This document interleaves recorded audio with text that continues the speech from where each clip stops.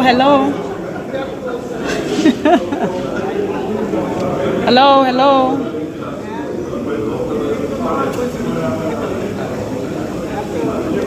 Can you hear me?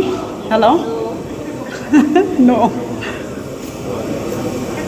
Hello, testing, testing.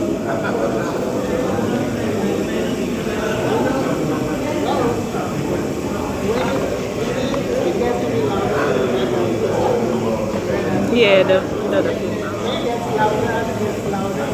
get that one.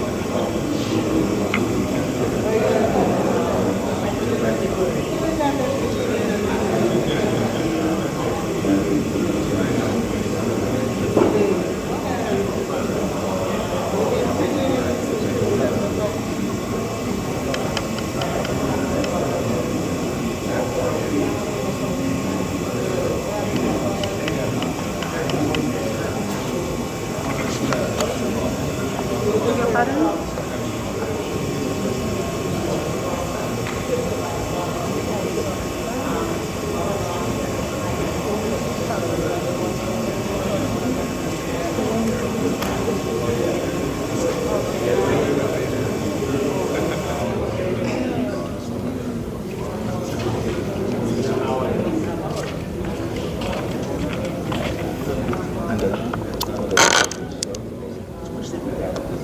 Remove everything. Yeah, too much tape. Where we at more? Today. Alpha.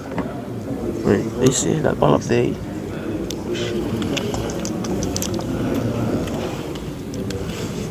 Occuper tout ça. Sick boy, you in front of the people like wow. I like to be in front of people. Yeah.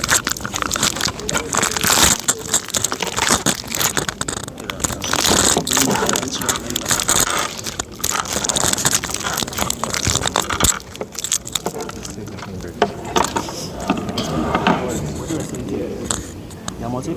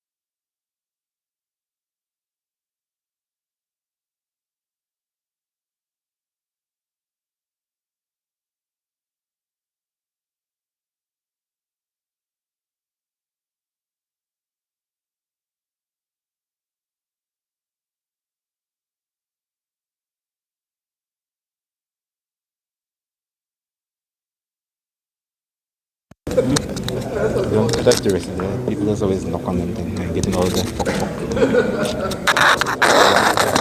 But I have a choice. Are we good? We should get something. Yeah.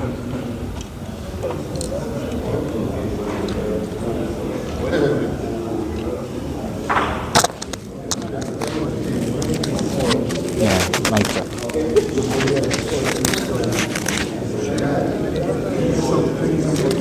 Bye, man.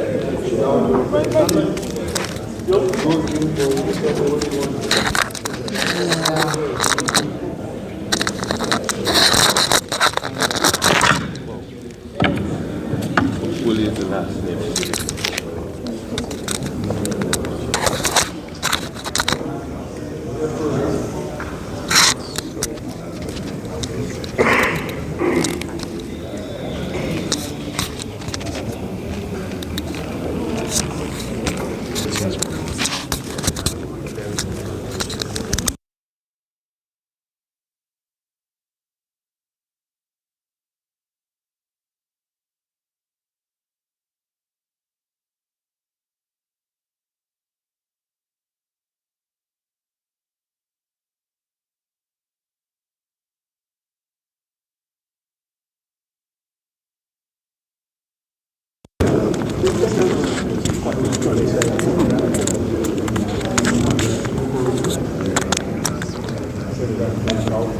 You're gonna predict that over there.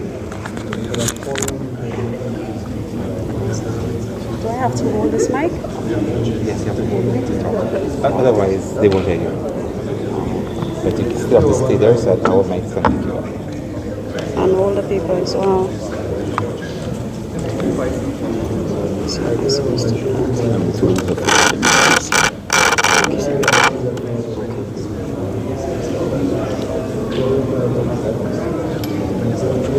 Good evening, ladies and I said after all this. Good evening, ladies and gentlemen. Can you please stand for this playing of the national anthem?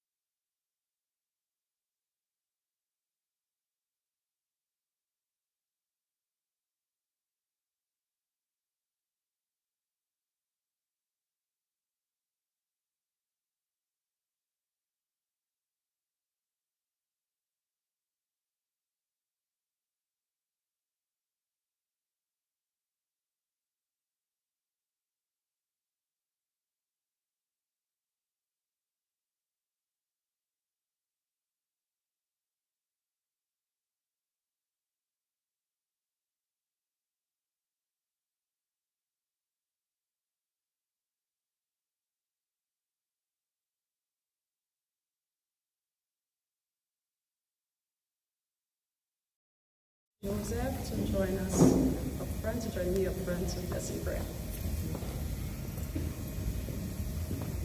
Thank you. Let us pray. Heavenly Father, the God of all wisdom and knowledge and understanding, we come into your presence today and thank you for this wonderful opportunity to gather here.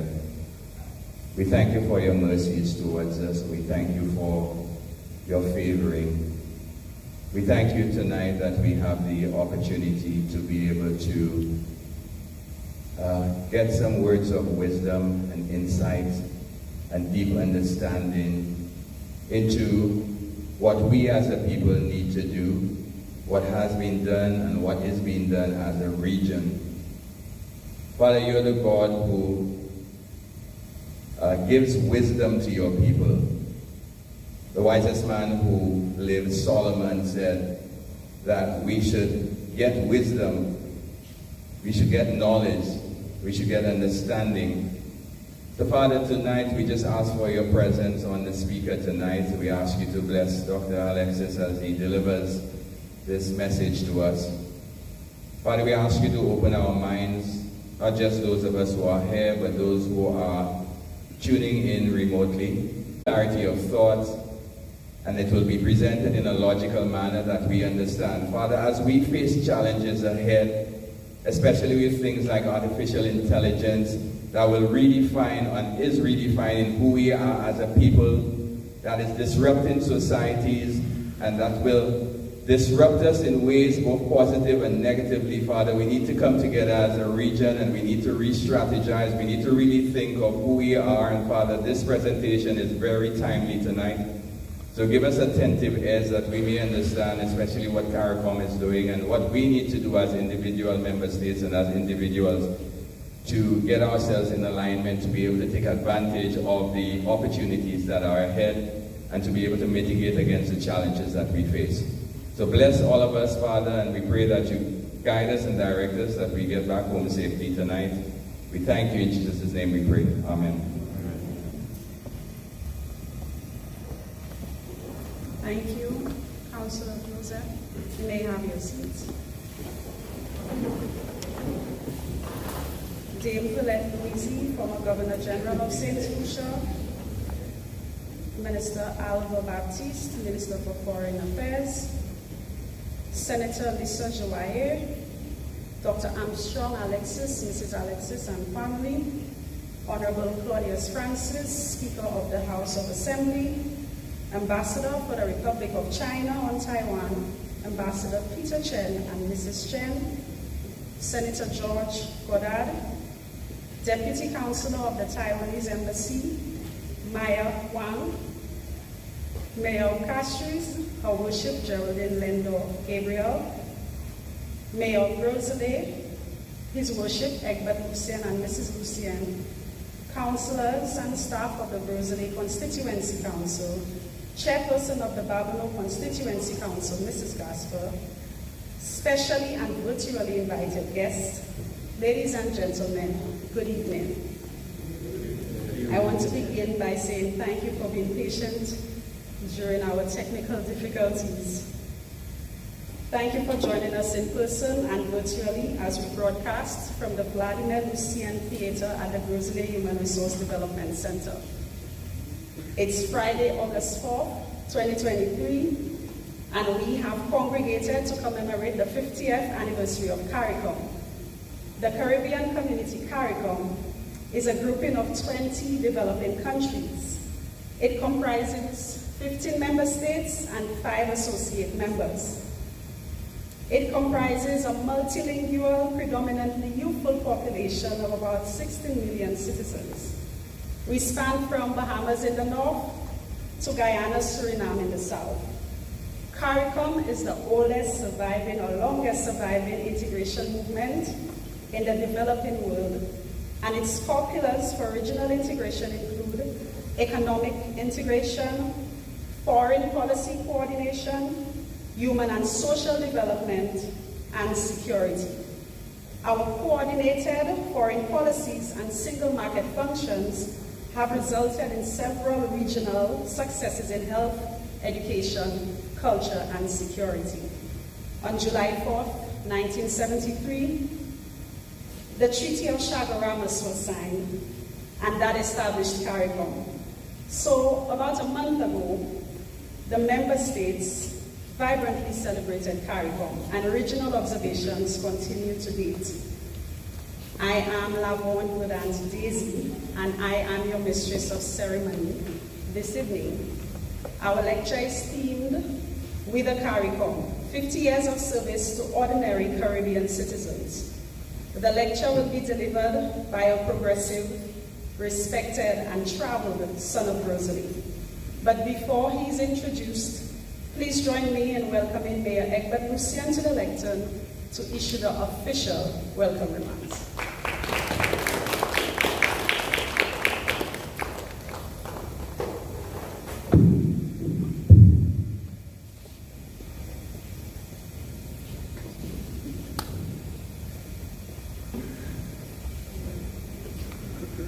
Good evening. Good evening. Dame Philette Louisy, former governor, Lucia. Honorable Albert Baptiste, Minister of Foreign Affairs. Our distinguished presenter, Dr. Armstrong Alexis. Honorable Kenson Casimir, District Representative and Minister for Youth and Sports. Senator Lisa Jawahir. Ambassador Peter Chen, Ambassador Peter Chen of the Republic of Taiwan, Mrs. Maya Huang, Deputy Counselor at the Taiwanese Embassy, the Honorable Claudius Francis, Speaker of the House of Assembly, Senator George Goddard, Mayor of Castries, who worshipped Geraldine Lendo Gabriel, Chairperson of the Bourbon Constituency Council, Mrs. Casper. I take particular pleasure in bidding all of you welcome in what promises to be a very special evening. I know many of you are still in a celebratory mood, as this is the time of year when we celebrate a very important event in the history of our people, that of emancipation. This year, we celebrate the 50th anniversary of the signing of the Treaty of Chaguaramas, which gave birth to the regional organization known as CARICOM. Some of you in the audience were not yet born when CARICOM came into being. Some of us, we take its existence and the role that it plays in the region for granted. Some of us may even question its relevance to the well-being of our region and its people. Tonight, our esteemed presenter, Dr. Armstrong Alexis, the Deputy Secretary General for CARICOM, takes us on a journey that promises to be insightful and provocative, and will hopefully answer some of those gnawing questions and disabuse us of some of our unflattering notions of that august institution. Dr. Armstrong Alexis is no stranger to us here in Rosalie. He is, in fact, a son of this soil and has for many years been actively involved in the community. We are proud of his accomplishments and are happy to share him with the region and indeed the world. As tempting as it may be for me to offer a few words about Dr. Alexis, on this particular occasion, I must defer to one who, by virtue of the familial relationship with Dr. Alexis, is more worthy than I, and who has very fittingly been designated the honor and privilege of that role. I thank you all for joining us here this evening, and once again bid you all a very special welcome to our celebrated town of Rosalie, and to this important and timely lecture as we as a people look towards charting our destiny. Thank you very much.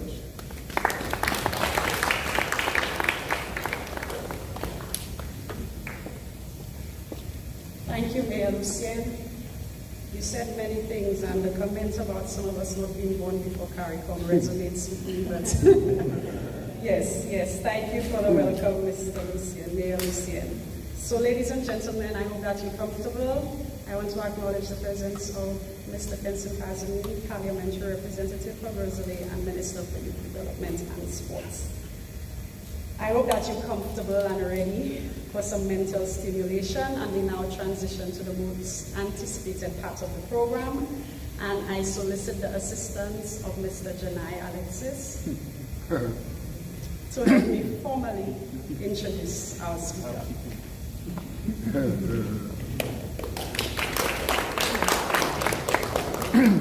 Good evening, everyone. My name is Janai Alexis, son of Armstrong Alexis. Just as handsome. I was just telling him that. As we sit here today, we got to think and ask ourselves, what are the odds? What are the odds that a young man that was born right here in Rosalie, that did common entrance, and unlike some of us in here, did not pass for college, but passed for Corinth, and then finish off at SDA. What are the odds that that same man moves along and gets his first degree from UE? What are the odds that that guy also gets his master's from UE, then goes and says, I need a little more, and gets an MBA from Durham University in the UK, and then adds doctor in front of his name and gets his doctoral in business administration from Warren University? What are the odds that that same man that was rooted in this community and did so much work in this community goes on and helps found NYC? What are the odds that that same man, that when he is in UE, is the head of the guild? What are the odds that this young man that started teaching right across the street here at 17 years old, teaching 14 years old, so he had kids in his class that were 14, and he was 17. He was teaching his partners, basically. What are the odds that that young man becomes the director of youth and sports? What are the odds that that young man moves on and becomes a regional director of CYP? What are the odds that that young man moves into UNDP and just starts to stack on the wins? He becomes the operations manager of UNDP in Barbados, deputy country director, and as an interim in Haiti, special operations advisor in Nigeria, functional deputy to the resident rep in Samoa, coordinator of program and operations at UNDP in Fiji, the deputy rep, the deputy res rep in Suriname, the deputy res rep again in Namibia, and now in his current post as the deputy secretary general. Dr. Alexis oversees the corporate services and functional management at the Secretariat. Ladies and gentlemen, I welcome Jean Rosalie, my father, the man I love and admire a lot, the only man that I look up to and want to be exactly like, Dr. Armstrong Alexis.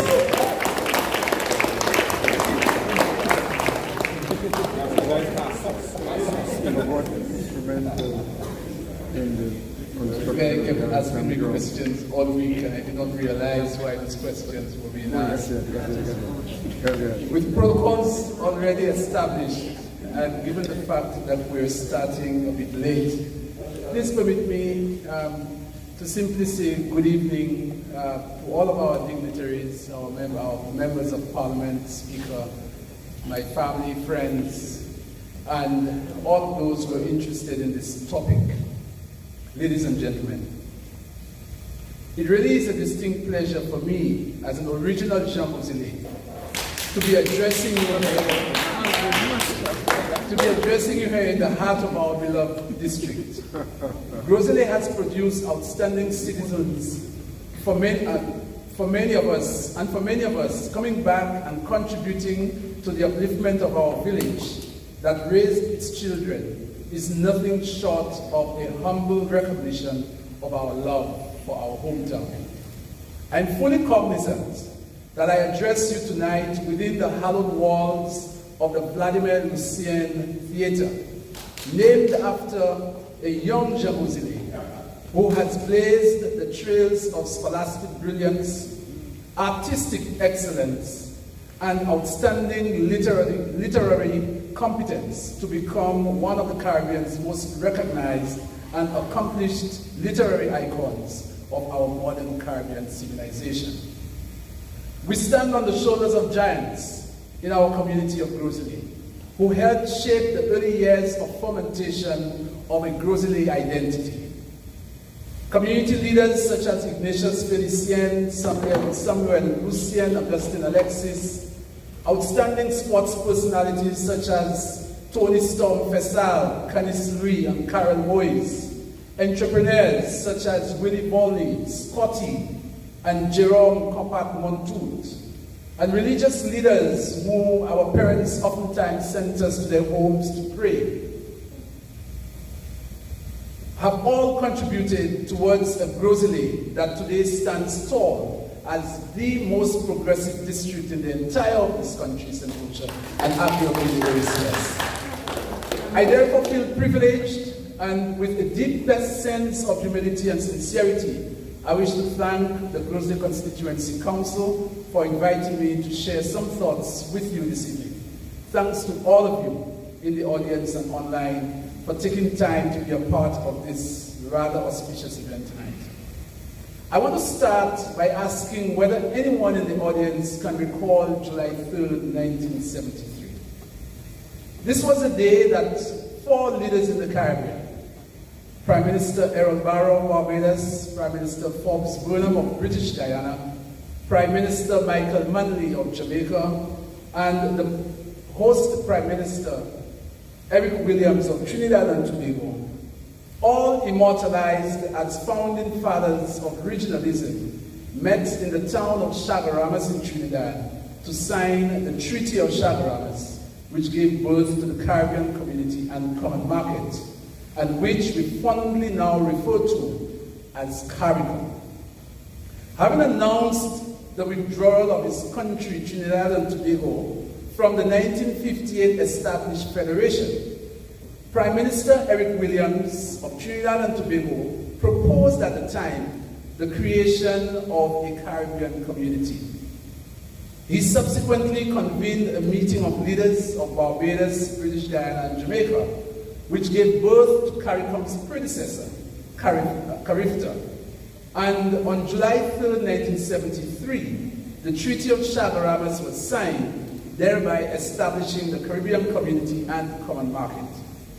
Now, whilst we often overlook the significance of the full title of the Caribbean Community and Common Market, it is important to recognize that up to today, we have one member state that is a member of the Caribbean Community, but not a member of the Common Market. Given that the purpose of this lecture is not to go into the bosom of the nuances of membership of CARICOM, I shall only state here that as a community, we represent sovereign states whilst espousing the benefits of working collaboratively to address pressing needs, to capitalize on economies of scale, and to promote one Caribbean identity. In Article 6 of the treaty, which establishes CARICOM, and its subsequent 2001 revision, it is stated that the objectives of CARICOM are to improve the standards of living and work, to achieve full employment of labor and other factors of production, to accelerate, coordinate, and sustain economic development and convergence, to expand trade and economic relations with third states, to organize for increased production and productivity, to achieve a greater measure of economic leverage and effectiveness of member states in dealing with the third states, or with third states, with groups of states and entities of any description, to enhance coordination of member states' foreign and foreign economic policies, to enhance functional cooperation, including the achievement of efficient operations of common services and activities for the benefit of its people, the promotion of greater understanding among its people, and the advancement of the social, cultural, and technological development, and the intensification of activities in areas such as health, education, transport, and telecommunications. I am certain you will agree with me that any critical review of the accomplishments of CARICOM will result in mixed propositions, but there will be a significant preponderance of opinion favoring the view that the community has not achieved all that it was set out to accomplish. In his 2015 lecture titled "Delivered or Denied: The Dividends of Integration," Dr. Kenny Anthony, former Prime Minister of St. Lucia and Prime Minister at the time when the statement was made, indicated that the Caribbean is and has for too long been stalled at the crossroads of indecision, stalled for so long that we are in danger of becoming anachronistic, literally out of time and out of step with the rest of the world, unquote. Whilst being interviewed by Oscar Ramjeet in 2010, the quintessential regionalist Sir Sridhar Ramphal is reputed to have said, and I quote, "The heads of government and CARICOM have to recapture the vision that led a generation of Caribbean leaders to the understanding that we have to have functional unity if we are to meet the challenges of the 21st century. We have seemed to have lost our way in governance at the regional level, in economic integration, which is the heartbeat of CARICOM. We have lost our inspiration within the developing world, and perhaps worst of all, the people of the Caribbean, or Caribbean people, are losing their faith in the political leadership of the region," unquote. These were the words of Sir Sridhar Ramphal. Before I delve into the meat of my presentation, I should remind you that the revised Treaty of Chaguaramas identifies 3 pillars, and I think Laborde went through these, as providing the framework for CARICOM regional integration. The first one is full economic integration, and that is to be achieved through the implementation of the Caribbean Single Market and Economy, the CSME. Functional cooperation, which embraces working together in several areas such as health, education, sports, culture, etc., that contribute to the enhancement of the quality of life of our Caribbean peoples. And thirdly, the coordination of foreign policy and external economic relations, which seek to find common ground on individual national positions and on a myriad of hemispheric and international issues of great importance to the community. And in 2017, the heads added a 4th pillar, which is crime and security. That was added by the heads of government to provide for a multilateral response to crime and security priorities in the region. In order to give relevance to the theme of this lecture, I have to firstly define ordinary citizen. I use the Cambridge Dictionary, which defines ordinary as not different or special or unexpected in any way, and citizen as a person who is a member of a particular country and who has rights because of being born there or because of being given those rights. An ordinary citizen, therefore, is a person who is a member of a particular country, and in this case, the region, who is not different or special in any way, but who has rights because of being born in the region or because of being given those rights. I apply this definition, of course, to the citizens of the Caribbean community. How, therefore, has CARICOM served the ordinary citizen over its 50-year lifespan? To answer this question, or the answer to this question, can first be found in the revised Treaty of Chaguaramas, the document that establishes CARICOM. The provisions of the treaty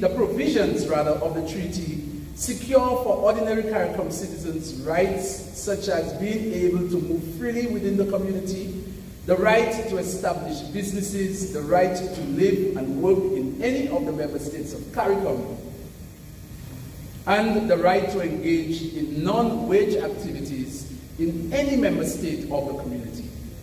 It is important, however, for citizens to be seized with both the knowledge of and familiarity with the provisions of the treaty that guarantees them these and other rights.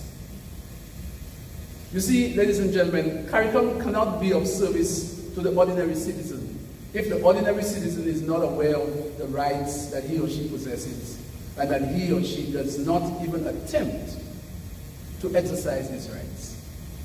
We therefore stumble upon a major challenge, that of communication and public education, which is critical yet woefully inadequate if we are to ensure that the ordinary citizen understands the benefits of CARICOM to him or her. CARICOM has been under a bushel, hidden from the sight of the ordinary citizen for far too long. I like to think of regional integration as a journey and not a destination. And based on that prism, integration is never complete. If we accept regional integration as a journey, then we can accept that the right to stay for a period of 6 months is a solid foundation to build on, which is encapsulated in the slogan of the 50th anniversary of CARICOM, which is 50 years strong, a solid foundation to build on.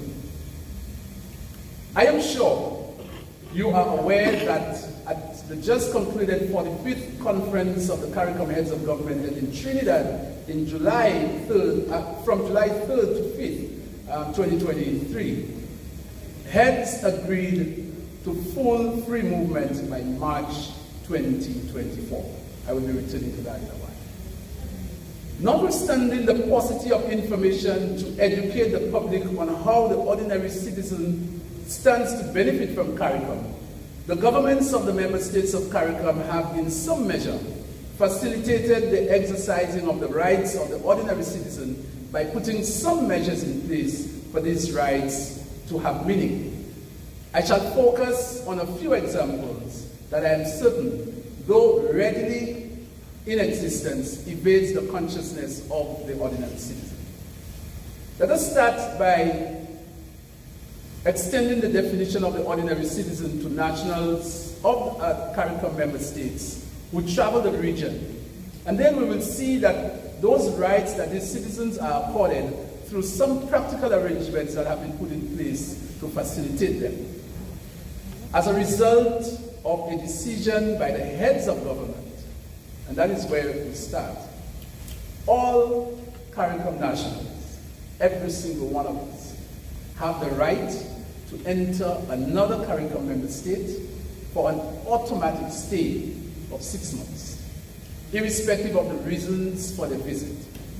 Insignificant as this may seem, it is a critical benefit, particularly for ordinary citizens who may have family ties in other countries of the region and who from time to time may have reason to require an extended stay in a sister nation in our region. When you travel, my brothers and sisters, as CARICOM citizens, you receive an automatic 6-month stamp, even if you're only going to Barbados for your visa for a day and a half. So just check out your stamps and you realize that it is never less than 6 months. And if it is, then someone has violated your right as a CARICOM citizen. And there is recourse. There is something called the CCJ. Did I say it correctly? No referendum.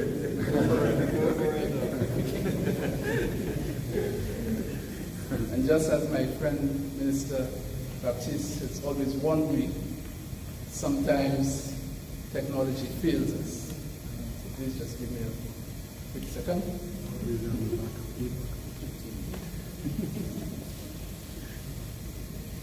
Perhaps the greatest value of the regional integration effort is free movement of people. This is the barometer often used by the ordinary citizen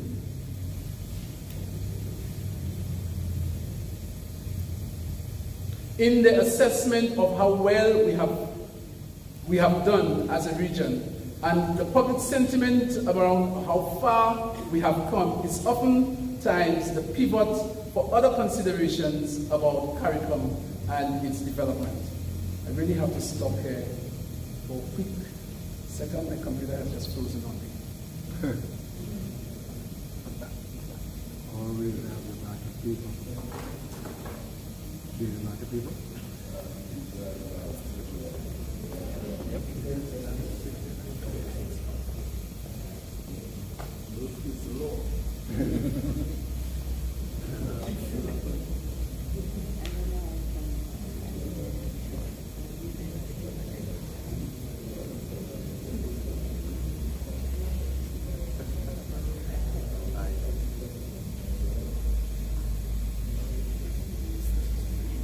Perhaps the greatest value of the regional integration effort is free movement of people. This is the barometer often used by the ordinary citizen in the assessment of how well we have done as a region, and public sentiment around how far we have come is oftentimes the pivot for other considerations about CARICOM's success. We can all recall the legal matter of Shanique Myrie versus the state of Barbados. I'm sure you can all remember that. Yeah. In which Ms. Myrie, a Jamaican citizen, claimed that on March 14, 2011, her right to enter Barbados was violated. Ms. Myrie contended that, one, the treatment she was subjected to by border officials upon arriving at the Barbados airport and her denial of entry into Barbados amounted to a serious breach of her right to free movement under Article 45 of the revised Treaty of Chaguaramas, and a decision of the Conference of Heads of Government of the Caribbean Community taken at the 28th meeting in 2007. She also contended that the body cavity search to which she was subjected violated her fundamental rights and freedoms. And thirdly, she claimed that she was singled out and treated less favorably than other nationals based on her Jamaican nationality, contrary to Article 7 and Article 8 of the revised Treaty of Chaguaramas. The court, the CCJ, found that Barbados had breached Ms. Myrie's right to enter Barbados and ordered that she be paid pecuniary and non-pecuniary damages. In other words, Ms. Myrie won the case against the state of Barbados. Now that's a lesson there right away, because for many people, especially young people, we keep saying how the system is so big and we can't challenge the system. And we surrender our rights many times. And here it is that a Jamaican woman challenged the system and won. And that has become a fundamental part of regional integration, because thereafter, every member state understood that the Caribbean Court of Justice would not play around when it comes to the rights of ordinary citizens as enshrined in the revised Treaty of Chaguaramas. We are a region with an entrepreneurial ethos, and many of the businesses that operate in the Caribbean are indigenous, Caribbean-owned, managed and operated enterprises.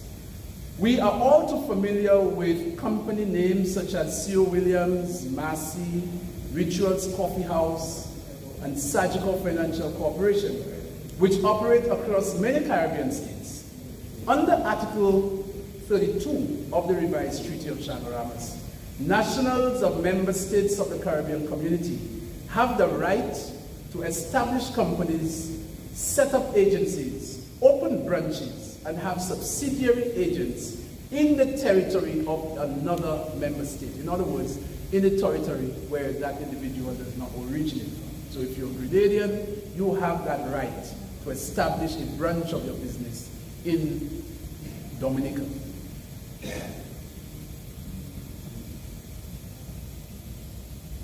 A citizen of a CARICOM member state who established a business in his or her home country is entitled to business expansion in other CARICOM member states with guaranteed treaty protections, such as the right to establish a business, or in other words, the right to create and manage economic enterprises, the right to provide services, and the right to move capital.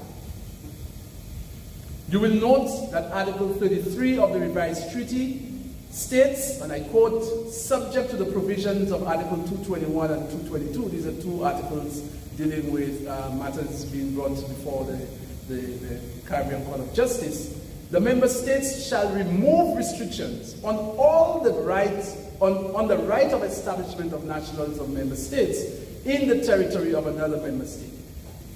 Any hindrance that exists, this particular article, Article 33, calls on member states to remove any hindrance that might exist.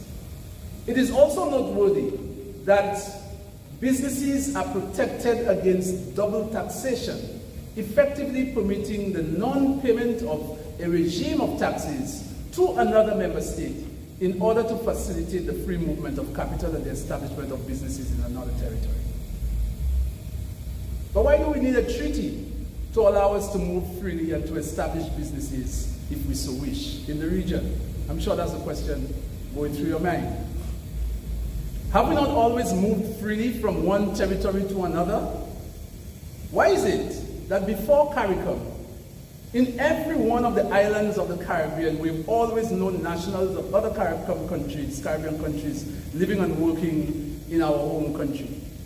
I remember the days growing up in Grosley, and there was a guy we called Beige.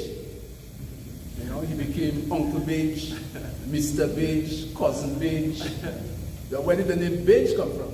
Because he was from Barbados. So why do we need CARICOM? Why do we need CSME if we have always been moving all the time? I doubt it would be considered unreasonable if one were to ask whether the institutionalization of an organic practice such as cross-territorial existence has helped or hindered the free movement of citizens of the Caribbean. In his inaugural speech to a CARICOM conference of heads of government in March 2000, the late Rosie Douglas, then Prime Minister of the Commonwealth of Dominica, admonished his fellow heads and stated, and bear with me, this is a pretty long quote.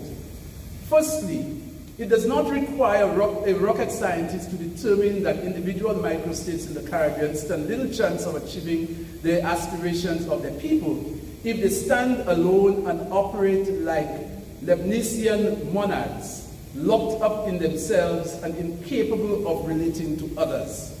Caribbean leaders have talked the talk of union and its benefits to the entire region, from the halcyon days of the Caribbean Labour Congress in 1947.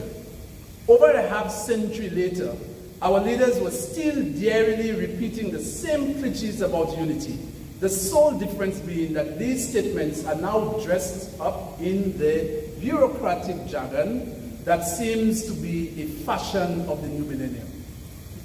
Take for example, and this is Rosie Douglas continuing, take for example, the freedom of movement of persons. In 1957, at the pre-federal conference in Trinidad and Tobago, this matter was hotly debated by the leaders of our region, who agreed that it was a sine qua non for regional integration. Rosie continues. At that time, the vocabulary used was that of a federal union. Little has been done by way of positive governmental action. Looking at the Caribbean today, ordinary men and women have been moving from island to island on their own volition, in the majority of circumstances, illegally. They have been living, working, loving, marrying persons from other islands and are happily integrated.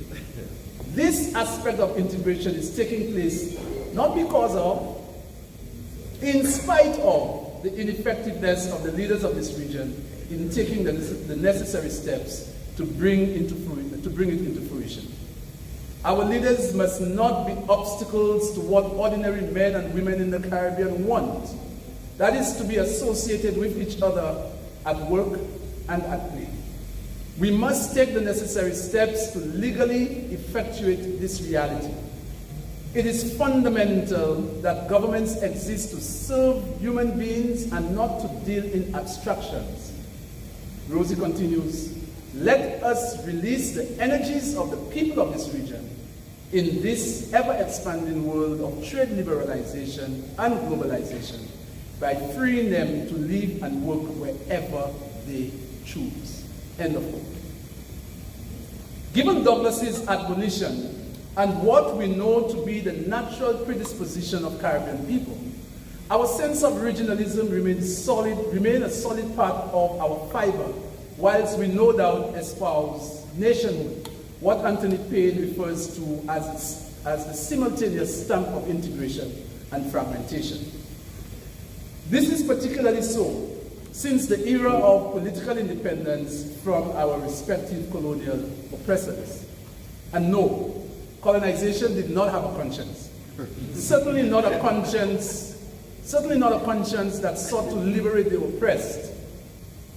In the pedagogy of the oppressed, the Brazilian educator Paulo Freire reminds us that oppression, and by extension, colonialism, is dehumanizing.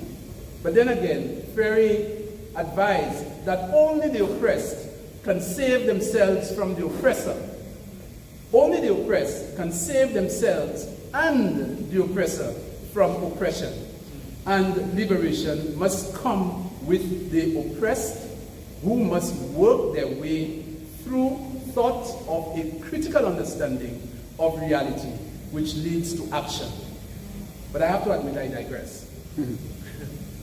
So Rosie Douglas's pregnant desire for the formalization of that which has been occurring organically is about to be delivered. In delivering the decision of the heads of government in July 2023, the Prime Minister of Dominica and Chairman of the Conference of Heads stated, and I quote, "We believe that this is a fundamental part of the integration architecture, and at 50, we could not leave Trinidad and Tobago and not speak about the core regional integration movement, that is, people's ability to move freely within the Caribbean community," unquote. The heads of government have indeed now made the decision, and it is yet to be seen in terms of its full implementation, that effective the end of March 2024, we shall be able to move. What this means is that the single community space, which was the desire of the founding fathers of CARICOM all those many years ago, will finally be achieved, and ordinary citizens will be able to move freely without the limitations of how much time one can spend in another member state of the community. Attendant to full free movement will be factors such as access to services, as guaranteed, for example, through guaranteed secondary education, primary health care, and other social services. We all wait with bated breath for that day when a simple photo ID will be all that we need to move within our Caribbean space. Caribbean citizens share a keen sense of community that is anchored in the socio-psychological understanding of what it is to be Caribbean or West Indian. Although I have to admit that our recent performance as a West Indies team is causing some of us to give up on our long-held spirit of dominance and superiority. It can therefore be argued that this sense of Caribbeanness precedes the formalizing of the CARICOM project, and in fact, it is its origin and the reason why the political grouping was hatched in full recognition of the grassroots bottom-up movement of people-propelled regionalism, in an interesting twist where the people seem to have led the leaders. We can agree, ladies and gentlemen, that much of the operational and treaty obligatory undertakings of CARICOM do not register on the minds of the ordinary citizen who goes along his or her daily life, and this can be the result of many coexisting things. When I asked a group of friends only last week, what does CARICOM mean to you as an ordinary citizen? One person responded by saying, and I quote, "As an ordinary citizen, CARICOM means my island home is part of a group together with the wider region. I think the group led to transformation within the economic and education sectors. While some of the decisions made by leaders have impacted my nation, I am not fully aware of what it means to belong to that group. How does it affect me as an individual? I recall conversations, though vaguely, about a common market and free movement of people. However, I go about my business daily totally oblivious of how I am at all impacted as an individual. Thus, I must conclude that I have very little understanding of what the organization does for us as a people, and I intend to correct that as soon as possible. If I don't, then CARICOM will just continue to be a name which I know, but with which I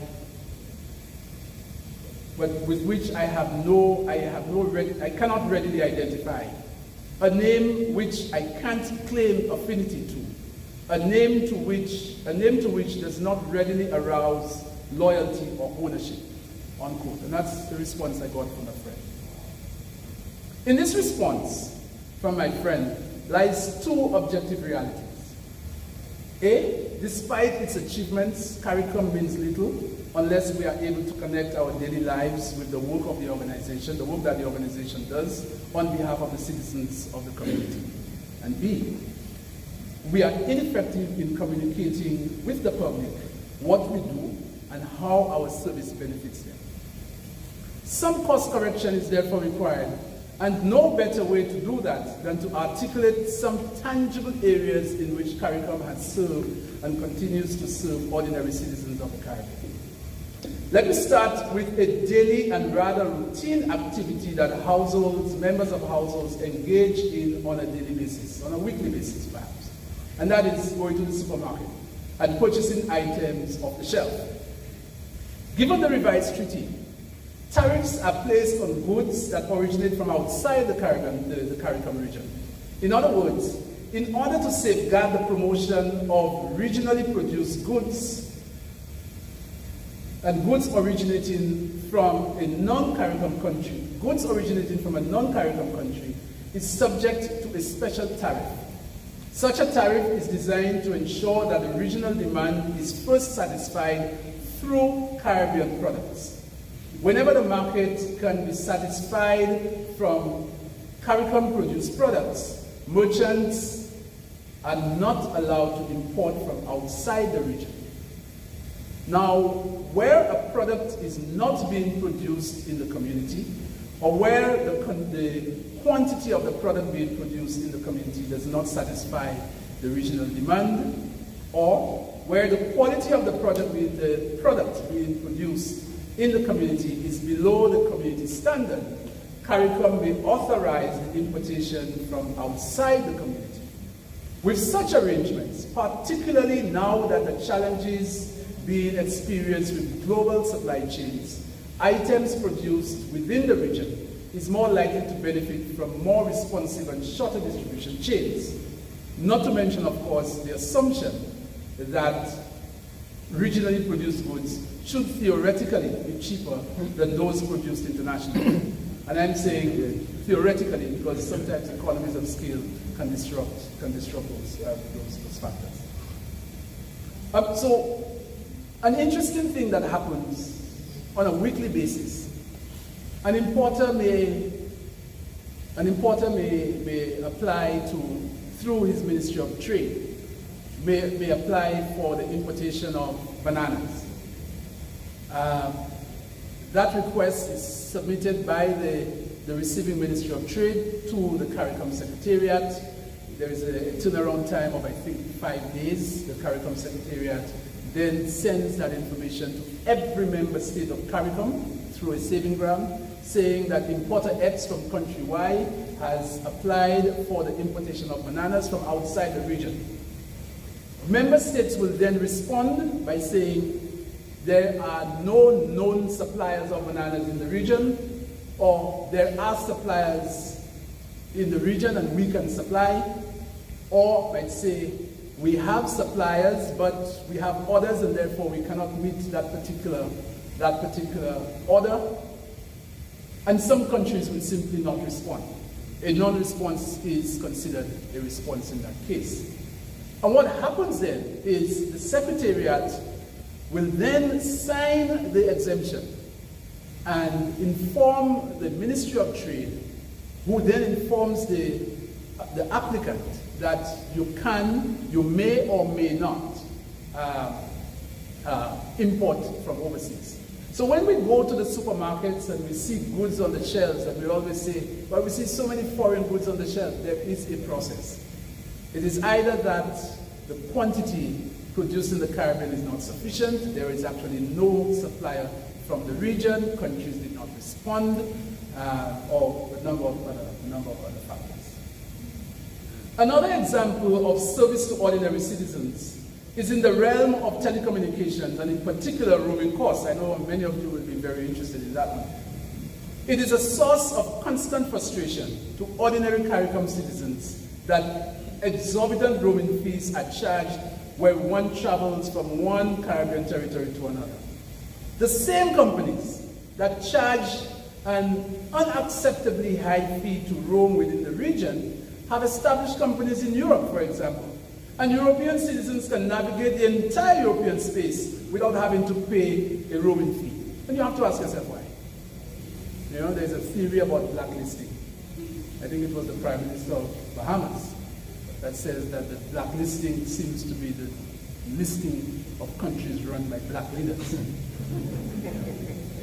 So the very company that allows the European citizens to move around Europe, which is a larger geographic space and certainly a larger population than the Caribbean, will not charge roaming fees to move to, from France to Belgium and Germany to Portugal. It's, like making a local call. But if you move from St. Lucia to St. Vincent, St. Lucia to Barbados, you pay roaming fees. And we argue that this is not right.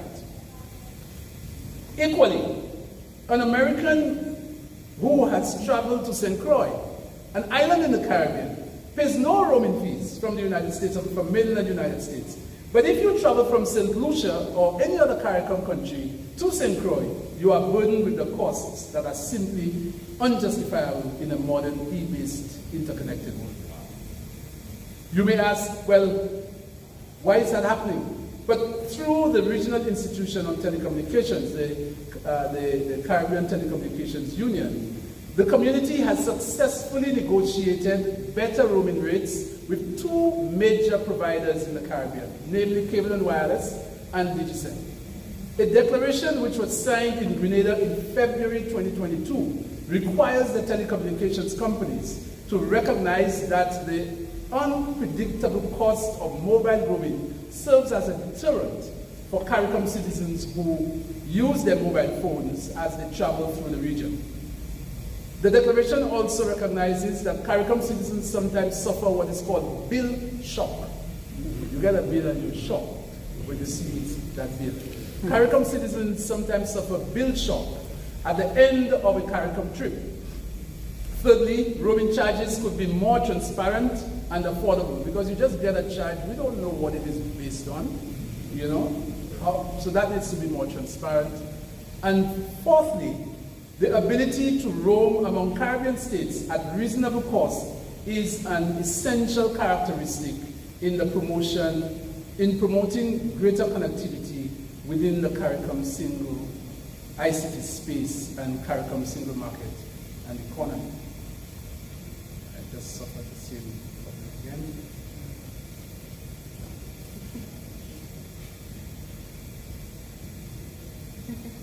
Minister, I will take your advice next time.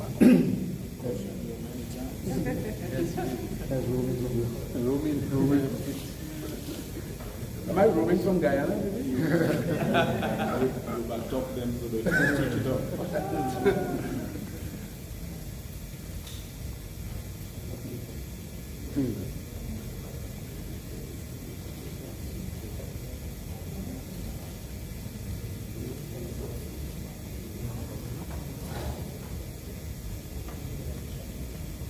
The declaration, which was signed in St. George's, Grenada in February 2022, also secured the commitment of the companies to implement the new roaming model, which will be set out in the respective proposals that the companies are to submit. The companies are also to honor the principles and conditions contained in the proposals. They need to implement those proposals. They were required to implement those proposals by the end of 2022 and to provide semi-annual updates in relation to the status of implementation of their proposals. They were also required to advise the CARICOM team on any subsequent intended changes to their proposals in a timely manner. Now, if you travel the region, you probably have recognized that your roaming fees are indeed a bit lower now. The intention is to eliminate roaming altogether, but as the good diplomats will tell you, everything is negotiated process.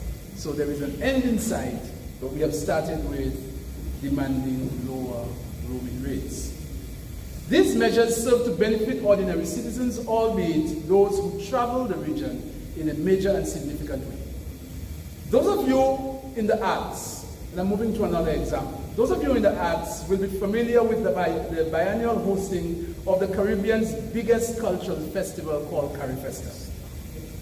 Since the 1970s, CARICOM has provided an unparalleled space for creatives to place their artistic prowess on display. For many cultural performing, visual and literary artists across the Caribbean, their first opportunity to perform before a substantive, appreciative audience was at the CARIFESTA. St. Lucian creatives, for example, have benefited from these unique opportunities, and many have had their talents recognized by partners outside the region. For many creatives, sometimes it was even their first time traveling overseas.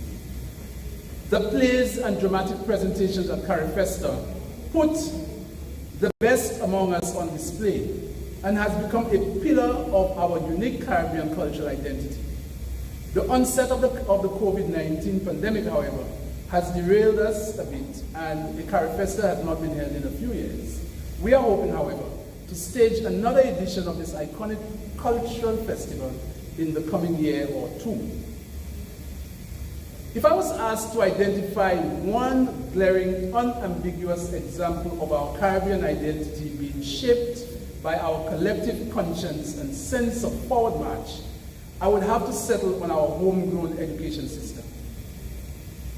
When that bold step was made in the 1970s to do away with the Cambridge examination and introduce the Caribbean Examination Council, it was a show of confidence in ourselves and a liberation from the stronghold of an education system that was culturally biased and incapable of shaping the scholastic advancement of our region. Today, decades later, hundreds of thousands of ordinary Caribbean citizens, including myself, have gone on to make their mark in a number of spheres within the region and externally, with the CXCs as the cornerstone of their academic prowess. That is something that we must be proud of. And when we say, what has CARICOM done for me? This is certainly one that I think we can point to as something that perhaps every family has been touched by. Whilst these serve as vivid examples, ladies and gentlemen, to the service meted out by CARICOM to its citizens, the journey continues, and delivering on the promise of a broadened and deepened integration must continue to be our mantra. Our own Prime Minister, Philippe Pierre, reminds us in his remarks delivered at the 43rd meeting of the Conference of Heads of Government of CARICOM in Suriname last year, and I quote, "We must not allow our enforced circumstances of day-to-day survival to dull our memories of the reasons why our past leaders pursued the establishment of the CARICOM single market and economy, and why they saw it as the most optimum answer to the question of what is the next stage of CARICOM development. In light of all the global changes that have taken place in the decades since the initial treaty which established CARICOM," Prime Minister Philippe Pierre continues, "At the center of the thinking behind the CSME was the need to create the conditions for the free movement of people." You see how many times free movement of people is coming up by the leaders? Sometimes we ask why. And the free movement of people and capital, and the need to establish a single economy as a unified space for joint growth and development for Caribbean businesses, and more importantly, for the improvement of the quality of life of Caribbean citizens. Prime Minister Pierre went on to further state that, and I quote, "St. Lucia will always be less than it can be without CARICOM." So ladies and gentlemen, if we want to put this differently and expand it to reflect the whole of CARICOM, we are stronger together, and the unity that defines us is the bedrock upon which the Caribbean we want can be built. So of what service has CARICOM been to the ordinary citizen of the Caribbean community? I am certain you will agree with me. You will agree and with the examples shared this evening, that CARICOM has served us well, but not optimally. There is still a lot to be accomplished. There is still a lot to do. I want us to, as I stated earlier, view regional integration as a journey and not a destination. As I close, I invite you to consider three broad questions. What would the Caribbean be without CARICOM? In other words, does CARICOM matter? Our very own Minister of External Affairs, the Honorable Alva Baptiste, is on record as saying at a CARICOM meeting, if you believe CARICOM is not working, try a Caribbean without CARICOM. These are the words of Minister Baptiste. The second question for me is, how do we broaden the platform to both inform the public about and be guided by the desires of the ordinary citizen on the impact that CARICOM has had, is having, and can potentially have on the citizens of our community? Thirdly and lastly, I leave this with you. How do we move from rhetoric to reality on the many lofty ideals of the Caribbean unity, which are enshrined in the treaty? Shaping one Caribbean is not the sole responsibility of government. Let me say that again. Shaping one Caribbean is not the sole responsibility of government. It is a collective imperative that must be pursued by all, but for which the formal structures of public governance have to provide the impetus. There are many loose ends that, if allowed to continue hanging individually, will not paint the full picture, but banded together will tell a wonderful story of the strides we have made as a community. As immortalized in the words of the song of the late Black Stallion of Trinidad and Tobago, if we only rap to we people and tell them like me, there is one race from the same place that make the same trip on the same sheet. So we must push for one intention, for one common intention, is for a better life in the region, for women and with children. That, ladies and gentlemen, must be the ambition of the Caribbean man. The Caribbean man, the Caribbean man. I thank you.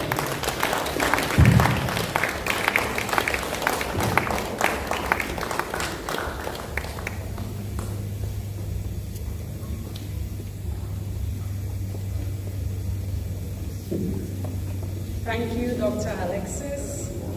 You spoke about the history of CARICOM, the services of CARICOM, the provisions of the treaty, our rights and obligations as citizens to make best of it. You definitely brought to the fore things that we take for granted that are as a result of CARICOM. And so that I do not dominate the rest of this session, I will move along into the question and answer section. We have one mic, one floating mic. We don't have a stand for it, so you're going to have to pass it around. Okay, so the suggestion is that if you have a question, a suggestion, that you come to the lectern, and Dr. Alexis will respond. So yes, probably we could come around this side of the room, exit around the other, in random order. Come around here.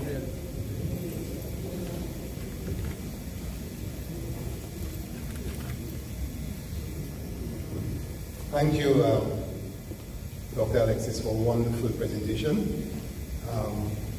I'm impressed, and it takes a lot to impress me, trust me. My main concern has to do especially with the breakdown of DEAT or whatever.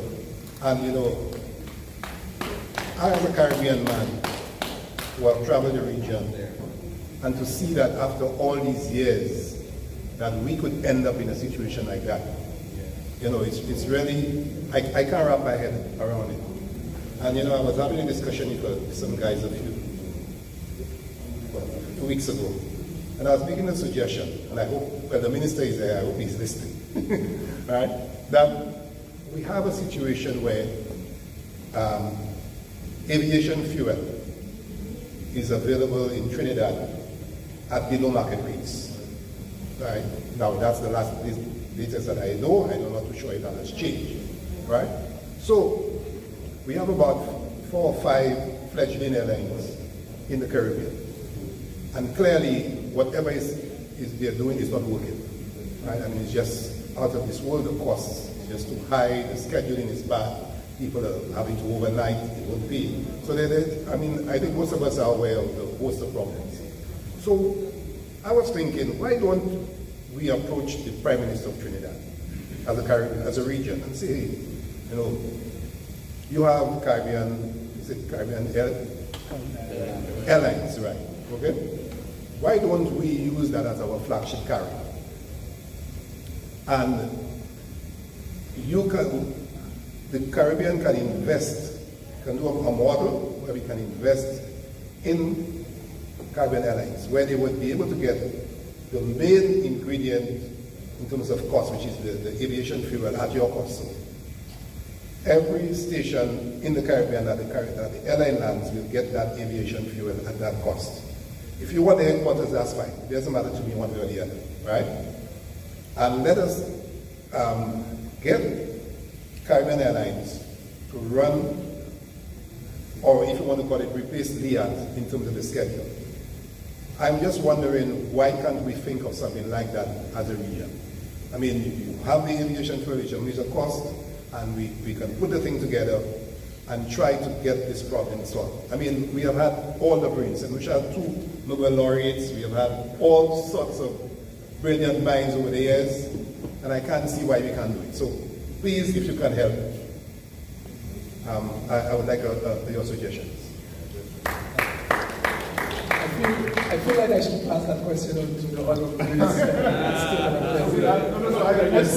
And civil engagement. But having said that, you know, as I've heard those kinds of comments before. It has to be that the challenge is greater than what meets the naked eye. It has to be. Minister Baptiste is here. Minister Baptiste attends the Council of Foreign and Community Relations. He attends heads with the Honorable Prime Minister. He has been a part of the conversation. He attends caucus meetings that I don't attend. And I'm sure he will tell you that there is no lack of commitment by our leaders. I mean, I have seen leaders riled up to the point of near anger because they're frustrated with the challenges of regional transport. I really don't know what the immediate answer is, other than to say to you that I am oftentimes in the room when conversations about regional transport is going on, and there are barriers that you know the heads are grappling with. The fuel is not the only challenge. It is a major one, but it is certainly not the only challenge. The issue with LIAT had a lot to do, as many of you would know, with just the kinds of arrangements that were in place, the issues with personnel and unions and that sort of thing. And in order for us to solve the problem with regional transport, we also have to look beyond air transport. Maritime transport. You know, it's the same way that the majority of solutions can swim. It's the same problem we have when we talk transport. We hardly ever factor in, you know, that it is probably quicker to get to Castries from Rosalie if we have an efficient ferry service. It's probably quicker to get to St. Vincent and the Grenadines if we have an efficient ferry service. All of those matters are currently being discussed. There is actually a CDB study that is being undertaken, and the results should be available anytime soon on the issue of regional transport, which covers maritime and air transport. There is the MASA. Minister, just remind me it's an arrangement for civil aviation. And that has been in place, and many of the countries are committed to ensuring the implementation of the MASA. So steps have been taken. I hear in your question or your remarks that we need to step up and move much quicker. I certainly agree with you, but I want to reassure you that based on the discussions that are going on now, efforts are being made to address the issue of regional transport. And the companies are also playing their part. So you would recognize that Caribbean Airlines have now started traveling up to the Leeward Islands. I think they just introduced flights to St. Kitts last week. So more and more it's beginning to unfold, but a more comprehensive picture will be painted in the coming months. I think I saw Mr. Charlemagne's hand up as well. Yes, George.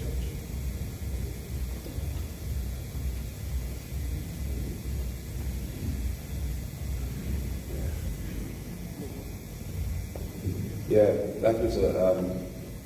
I must say this lecture was exactly what I expected.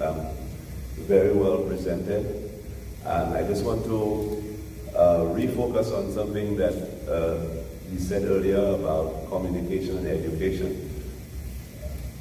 I know a lot of people in the region, not just here, when you tell them about CARICOM, the answer is CARICOM, no, CARICOM. In terms of, it's a question of perception of what people think on the ground, the ordinary layman. Probably what I'm saying might not make sense to a lot of people, but if you go by the market now, or you do a Christopher Hunt kind of Lucian's program and you step outside of a building and you ask people about CARICOM, 9 out of 10 might ask you what you're actually even talking about, because they don't really know. And their perception is that it has not really advanced our position in the region. So my question, basically, my premise is, what is being done at the level of your institution in terms of changing that perception? Because in my personal view, CARICOM is a great thing and it can achieve great things. But for now, people do not feel that it is doing what it's supposed to do for the ordinary citizen.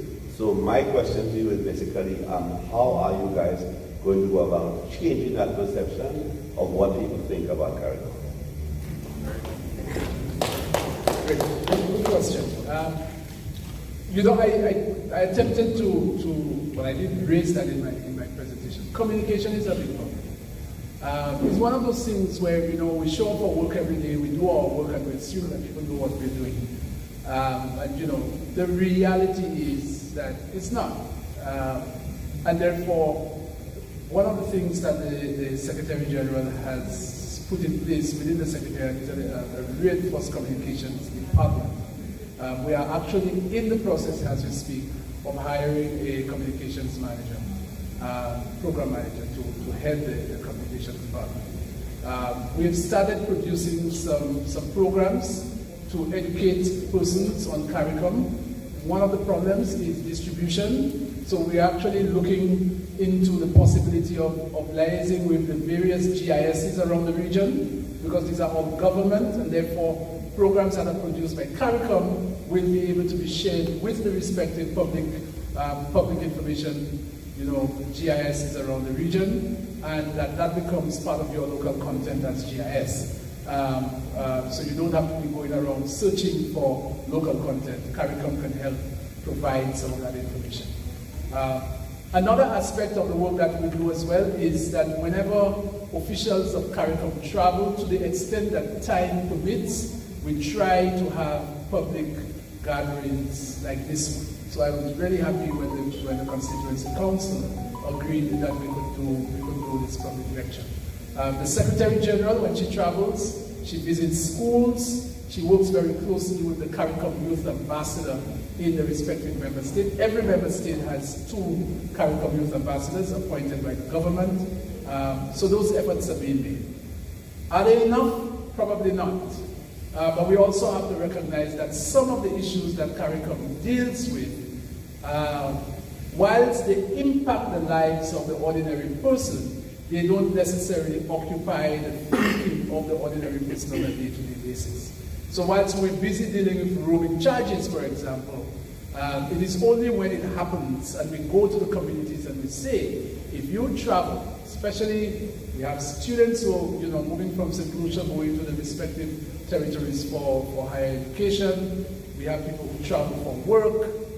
I had a friend, and Mr. Charlemagne knows that friend very well, who traveled from St. Lucia to Guyana. And I mean, bill shock was a serious issue. We're talking about tens of thousands of dollars. And the company never said to the individual customer, what is really going on here? Your bill is getting out of whack. And the bill was just submitted. You don't do that. That's not acceptable. And like I said, those very companies, when they go to Europe, they allow the Europeans to travel across Europe and they don't charge them roaming fees. So why are those things happening in the region? And we are committed to changing that. We have to be able to communicate those things to the people in a language that they understand. You know, we have to put down all of the technical jargon around what CARICOM does, you know, and speak to people so that they understand what we're doing. So, George, an answer to your question is that attempts are being made, and we also welcome ideas from the public as to how best you would like us to engage you so that more and more of that kind of activity can take place in an engaging manner. I see a hand up here and a hand up across here.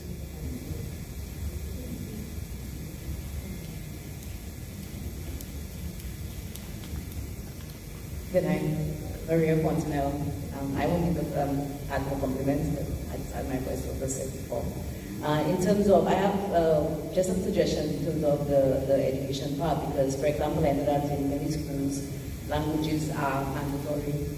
At the end of your school life, in Form 5, you do lessons on readiness for work, etc. These are opportunities that could also be taken where these are mandatory things for students to learn. I mean, Spanish is mandatory, but you don't know about your own civic environment. So that may be something that can be explored to make sure all students, all young people know about CARICOM and those kind of opportunities that they have to go beyond just their country of origin. And in terms of, one of the things I notice happening nowadays is that everybody is online. So you have to do a new campaign to put online. Social media is free, so you do a social media campaign. Many people don't have access. We just spoke about the cost of mobile and central communication. Many people don't have access to, we are still, everybody has a phone. I'm on my phone here, but I'm not like online. I'm using it for my notes. Who says I have money for a plan, right? So I think we do have to reconsider traditional media, the talk shows, those kind of things. And these opportunities, like for example, we have this big drama on our passports. Why not use this opportunity to remind people that when you travel to an American country, you don't need to constantly have your passport stamped because, you know, this is the situation, etc. You can go work, just have your passport stamped for whatever period of time. So these are things that we can consider to do that education aspect of it. And my question that I really want to answer is, when it comes to free movement, we have the CIP, Citizenship by Investment, we have the Commonwealth. How are all these things taken into consideration to level the playing field between people from smaller countries who have limited resources? And resources, I include education, I include empowerment, not just actual resources and finances, but that's linked to your opportunities for education and your sense of how you exist in the world and your ability to move in the world. People from bigger countries have a different sense when they walk. When a Trinidadian walk or a Jamaican walk, they might have a different way of seeing themselves in the world than somebody from St. Vincent or St. Lucia who feel like from a small island. So that may not apply to all citizens, but how do we manage all that movement, Commonwealth, CIP, all these things happening, and we say it's free movement, but we are kind of disadvantaged sometimes. How do we level the playing field? Thanks, Maria. Leveling the playing field on free movement. Research has been conducted that does not necessarily show that Caribbean people are moving, you know, in droves to another Caribbean country. Migration in the Caribbean is largely immigration that is to countries outside of the region. Yes, we do have persons coming from some countries to others, but that is not considered to be going to be creating a major problem. One of the issues that we have, and it really is an interesting debate because we continue to hear about high rates of unemployment, but there's a serious shortage of labor in a lot of the member states of CARICOM. I have not been able to spend enough time studying it myself as to why that is so. Why on the one hand you have high unemployment and in the same country you're talking about a shortage of skills, and therefore the movement of skills from one country to the next is going to be one of the things that will influence that decision. CIP, I am not aware that at this stage there has been any major consideration for how citizenship by investment is going to impact on the free movement discussion. I think this is something for the heads that the heads have not yet articulated fully on, but I'm certain it will come. And on the question of Commonwealth, that's also a different debate, because even in the Commonwealth, to travel to many Commonwealth countries globally, you need visas. So there is no automatic entry as we have in CARICOM. At least we started by ensuring that every CARICOM citizen has an automatic 6-month stay. There is no such thing across the Commonwealth. Those standards don't necessarily exist. A lot of it is bilateral, and if there is a bilateral agreement between St. Lucia and Namibia, and Namibia and St. Lucia decide that they both on reciprocity terms remove their visas, then that's what it is. So it's not coordinated in any way, and there's no Commonwealth position on that. So I do hope that the movement of people, and mind you, it's not movement of skills, because many people already have their skills certificate, right? So if you're one of those persons that fall under the many categories that were developed, you can get your skills certificate and move to another country. We're now talking about free movement of people. There will be no category of skills that will be determined. There may be a list of persons who at some point might come as a list of persons who may not be allowed to travel for various reasons. But the free movement of people come March 2024 is expected to be open to every citizen of the region. I see Ambassador Lancico and I see Mr. Gordon.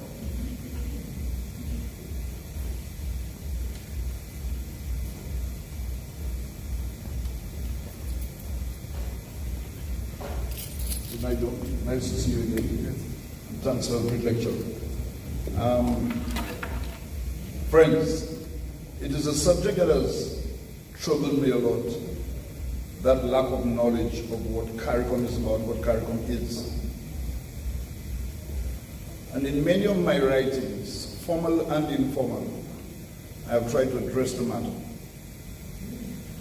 The main problem, Doctor, why people are not adequately informed about CARICOM is that we have not bothered to institute what we can call CARICOM and Caribbean integration studies from the primary school level. People have a habit of thinking that is when you go to secondary school, you begin to think and analyze. There's no big analysis in matters of understanding CARICOM and its origins. And I want to propose that from primary school, our children, our young children, should be introduced to what CARICOM is. I worked at the CARICOM Secretariat for 11 years. In fact, I almost had the pleasure of welcoming my comrade when he was about to come. He arrived soon after I left. So maybe I left a space for you there, comrade. We have to take ourselves a little more seriously and think of introducing something I can dub Caribbean, or let's call it CARICOM and Caribbean integration studies from the primary school level. Let's begin to put our primary school kids to think about matters of integration even before they enter secondary school. And I'm going to throw that challenge out tonight. I wanted the Honorable Albert Baptiste to hear me, but he's gone. I'll tell him so tomorrow morning because he's a man of much influence. But the Speaker of the House is here. And the Speaker is a powerful man in this country. and Dame Paulette is here, and our Taiwanese ambassador is here. We have to take this matter seriously and institute from the primary school level CARICOM studies in the curriculum. Thank you. Do not agree more. And I think that is a matter that simply can't come up at the level of the Council for Human and Social Development. I did not go into the structures of CARICOM and the councils and so on. I didn't want to bore you with all of that formality. But there are councils where ministers meet to discuss certain issues and make certain decisions. And if that matter is brought up at the level of the council, I have no doubt that it will be taken seriously. Mr. Ballard?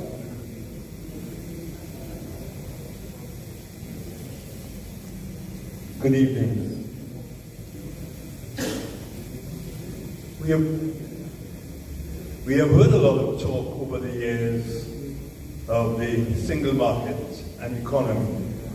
And while a lot of stress has been placed, perhaps, on trade and the market, I do not think that we have placed sufficient emphasis on the larger issue of the economy, actually developing our economy within the region as a single market and economy. Now, it has been noted here that from time immemorial, there has been the movement of capital in the region. There has been, time immemorial, perhaps preceding CARICOM. And we can only talk of some of the big names that we've Massey, etc., etc.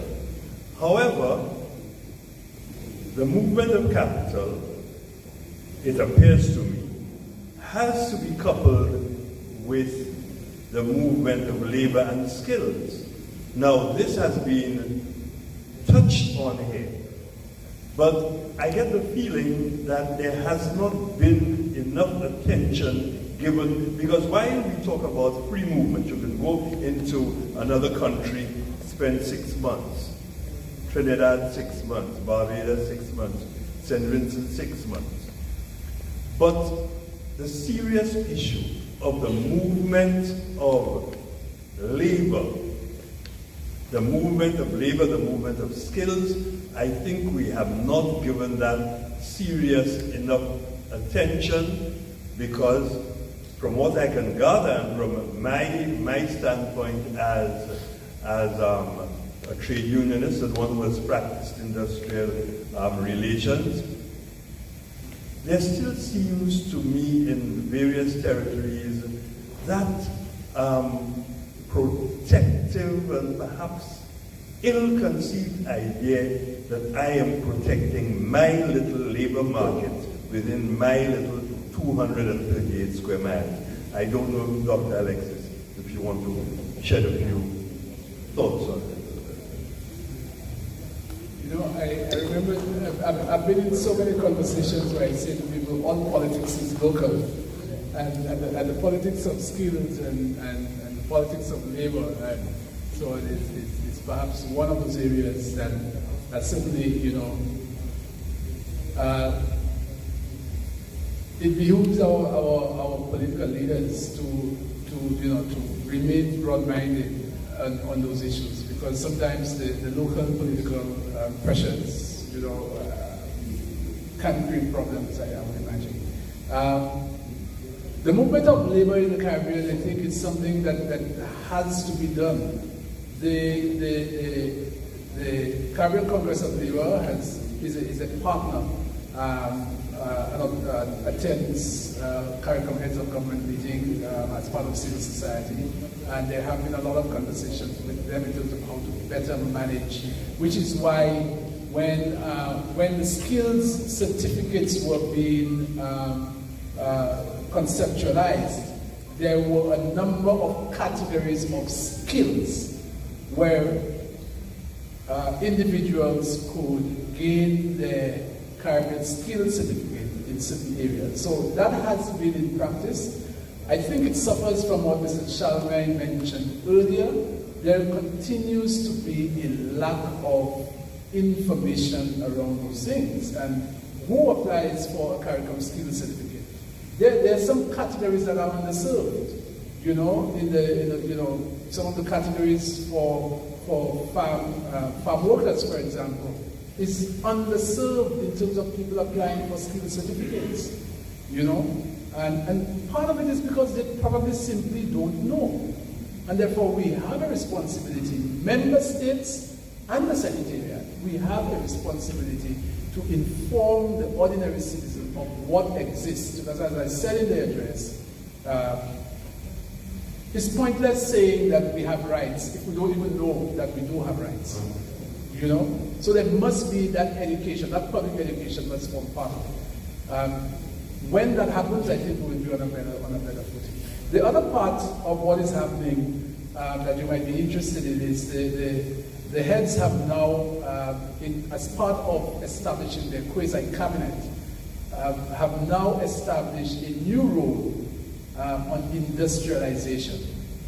And the president of Suriname has been given the quasi-cabinet responsibility for industrialization. So we're now in the process of putting together an industrialization policy for the Caribbean.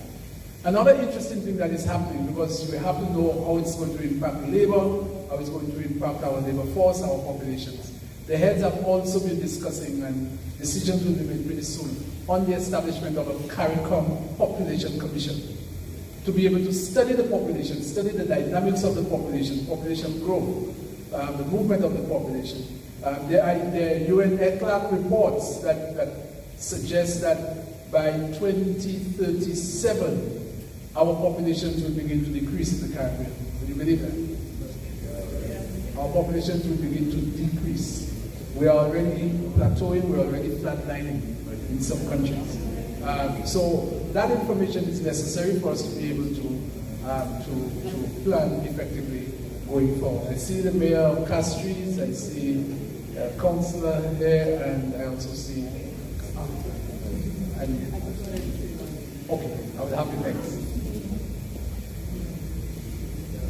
Thank you. Just to remind you of a song which is even closer to us, Ashanti, when he said, either we swim together in Caribbean unity or drown alone in the deep blue Caribbeans.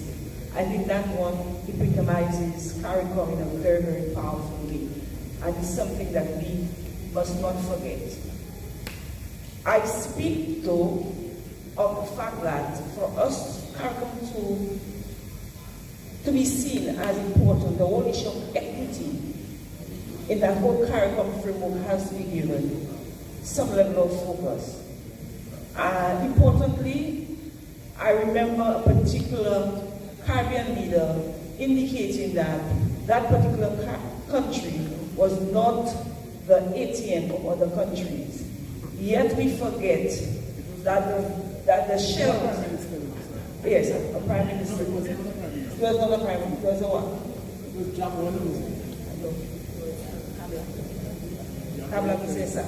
All right.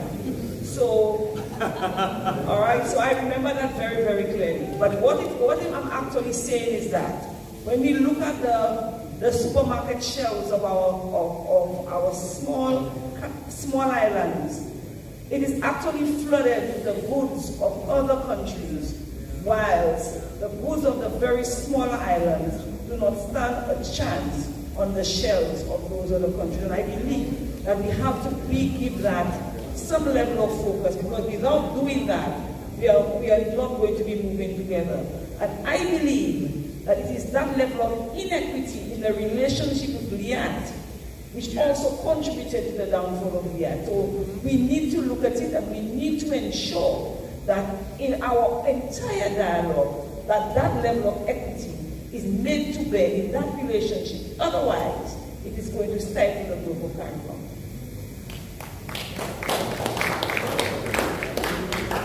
Absolutely. The treaty has provisions, but unless we give those provisions legs, because there are provisions in the treaty for protection of the smaller countries, the less developed economies, but we have to give those legs. We have to work to ensure that that those provisions in the treaty, those rights that are guaranteed in the treaty, are made practical. And unless we do that again, which is why I spoke towards the end about moving from rhetoric to reality, because the rhetoric can be what is enshrined in the treaty. But if we don't pay attention to it, and if we only allow the goods coming from the bigger, what the treaty recognizes as the more developed countries, the treaty does talk about more developed countries and less developed countries. I won't comment on that. But unless we do that, we're simply going to allow ourselves to be, in economics there is something called price takers. We just seem to be good stakers, because the goods come onto our shelves and we have no way of placing our own goods on the shelves. So it's an important point, I think, one that we should pay attention to. I know the Governor General Emeritus wanted to make a point, so forgive me, I will have to ask Dr. Lucia to speak before anybody else. Sorry. I just wanted to make a point that while we're talking about education and information, I think the failure is perhaps lies, at our own door. We know we have, for example, an ambassador to CARICOM. But the ambassador, I have to admit even myself, I'm not quite sure what the ambassador to CARICOM does. In other words, you have heads taking decisions at heads conferences. But at the national level, when the heads come back, what is in place for that information, these recommendations, to be disseminated to the general public? I mean, it's true, yes, you learn, if you introduce CARICOM integration in schools, okay, they will learn the structures. They know there's a council, there's that. But the decisions that are actually taken, for example, was the last meeting there. How many St. Lucians actually know what those decisions were, and what is the structure within, it has to be, of course, within government, to ensure, and it should be a department of government who would disseminate the information, who would do the public education. So unless we have something, that structure at the national level in every member state, the implementation rate of CARICOM, which has always been described as woefully inadequate, will remain so. So it's one thing to have an ambassador to CARICOM, but, what do we get from? What is the information? What is the public education? Okay, the skills you talked about. Every now and then, you do your CVQs and all that, you be able to travel and work. But what exactly, who pushes it? I mean, I know that the ambassador to CARICOM, she probably has two members of staff. But I mean, how do they interface with the general public? And in other words, what is the education component at the national level? And I'm saying not just for St. Lucia, because I'm sure it's probably the same in all member states. So I think maybe that is a requirement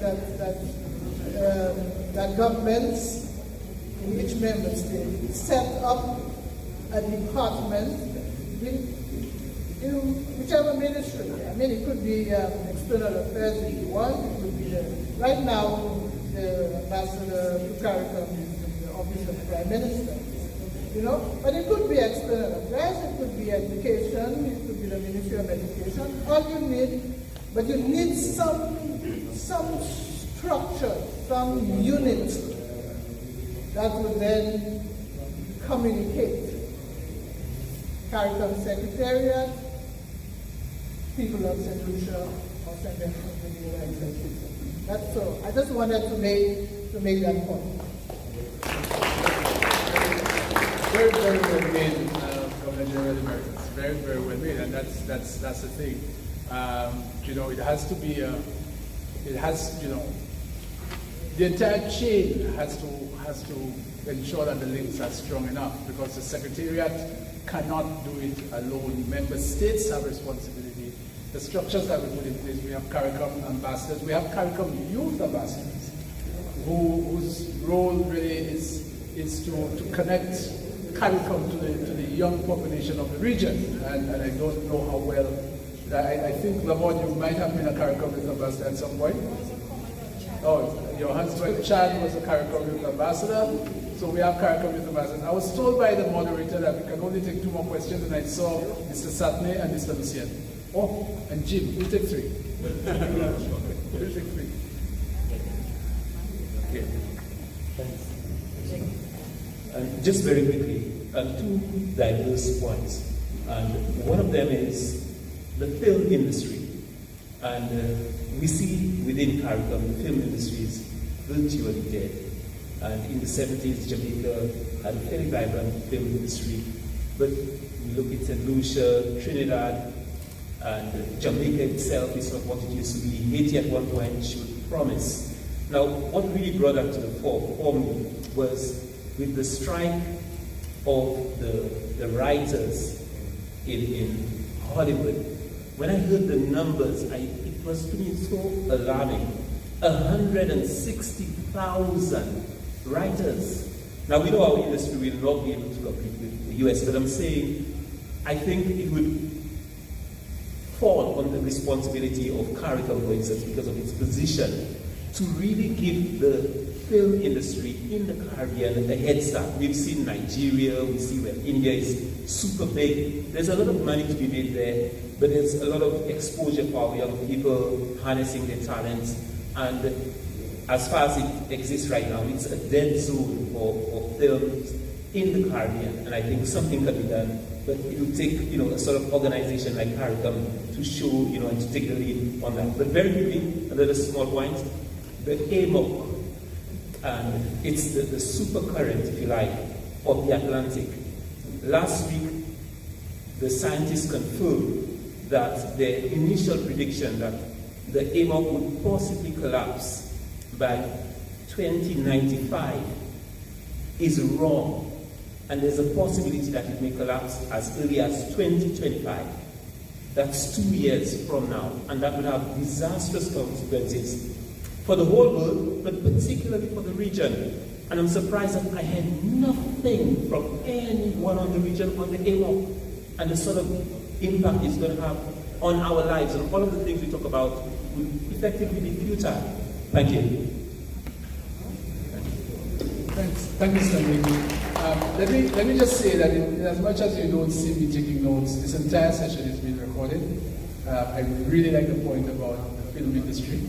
This is something that I will certainly take back to office, along with all the other recommendations that you've made. So that's a very, very important point. And there are opportunities. Didn't the St. Lucia not recently win a major award and was awarded an honorary doctorate because of her work in the film industry? So we have talent in the region. We have talent right here in St. Lucia. So we have to make better use of it. So thanks for that. Starting the issue of climate change, again, I have not heard any specific comment on that, but there is a huge debate, and through the 5 Cs, the CARICOM Center for Climate Change, which is based in Belize, that's where much of our work on climate change is being coordinated, and there is also the Prime Ministerial Task Force. Various task forces that deal with issues of climate change. Just to inform you, again, public education, St. Lucia holds the CARICOM quasi-cabinet responsibility for sustainable development and climate change. St. Lucia holds the CARICOM quasi-cabinet responsibility for sustainable development and climate change. Remember I just mentioned the industrial policy, and I told you it was the president of Suriname. Climate change and sustainable development is our own prime minister. Just in case we did not know. Now, we did say two more, but I saw, yes, so Mr. Satney, Mr. Montu, and Jim. Jim first, then Mr. Satney after. Thank you, Doc. Very good presentation tonight. You spoke about industrialization. I think 2 questions back, and you mentioned it in your presentation. I don't know if many people realize, but we are in the 4th stage of what is called the Industrial Revolution, right? A very disruptive stage. Just like the previous iterations, the first one when we moved to steam engines from manual labor, then we moved to the use of telephones and electricity, and then in the 80s we had the personal computer and the internet. Now artificial intelligence and robotics, where you have the blurring of the lines between what is basically human and machines, a fusion of that, and there's rapid advancement in that. There have been major disruptions. Dame Luigi spoke about education, but the education sector, as we know it, has been impacted forever in terms of the way we disseminate information and the way we understand and process information. Artificial intelligence is changing things to the extent what Stanley spoke about, the writer's strike. And today I was doing a workshop on artificial intelligence where I was, well, yesterday and today, where I was doing training for some business managers, including legal professions and professionals. And the use of artificial intelligence is changing everything, or has changed everything as we know it. And there'll be major disruptions in terms of employment, in terms of the way business is conducted. Europe has enacted a draft artificial intelligence policy, and they are moving ahead in terms of big data and all that, and putting systems in place because they understand what is coming. I am not hearing from a regional perspective, from a local perspective. I'm not hearing anything from our elected officials, from a national perspective in terms of our readiness and preparation for not what's coming, but what is there. And will have serious impact on the lives and livelihoods of our people, both positively and negatively. It seems that we are comatose. Either we are unaware of the potential of this technology and how disruptive it is, and somehow we are just waiting and hoping that it's going to go away. I think it's imperative that organizations like yourself seriously start to consider the impact of artificial intelligence and robotics, because it will affect our people. And just like Stanley Lucian was saying, we are in a unique position where we can be pioneers and take the initiative, and we can start developing ourselves to be able to take advantage of the opportunities and to put systems in place to mitigate the risks that we not are going to face, but are facing. And it's not something that is 5 years away. It is 2 years, it is 1 year away. In the next 2 years, you will have to ask yourself, what is the relevance of a PhD? You will have to ask yourself, what is the relevance of a college? Because with the advent of things like ChatGPT, And today, in fact, for the past few weeks, I've been doing lectures and workshops. And every single session that I have, persons' mouths have just dropped when I have shown them what the technology can do. And the question they ask themselves is, what is my relevance? Something that would take you 3 weeks to do, it does it for you in 2 seconds. And through the sessions, I've been speaking to them and explaining to them how they need to upskill themselves and retool themselves and to look at it differently in terms of their responsibility, in terms of their roles. And by the end of the session, everybody is like, oh yeah, I'm really excited about this because now I can really focus on what's really important. But it is very important that we start having that discussion before it is too late. And time is of the essence. What is CARICOM doing? That's my next question. Okay, let me start by telling you that I wrote my lecture. It was not AI. Right? My lecture was not AI. Let me just start there. But all I can say, Jim, is the conversation has started. I know that there has been at least one meeting with our ICT officials on the issue of the impact of artificial intelligence. I don't have the latest information on how far that has gone, but it definitely has started, and certainly will be rolling out in a bigger way as we go forward. But it has. I have raised it myself at the executive management level that we need to be aware of the impact of AI on our existence in the Caribbean. So it's happening. Mr. Satney and then Mr. Montut, and I think Lavon, then you can take over from here. Thank you very much, Doc. Good evening. Again, commendation for a great lecture. I think Jim and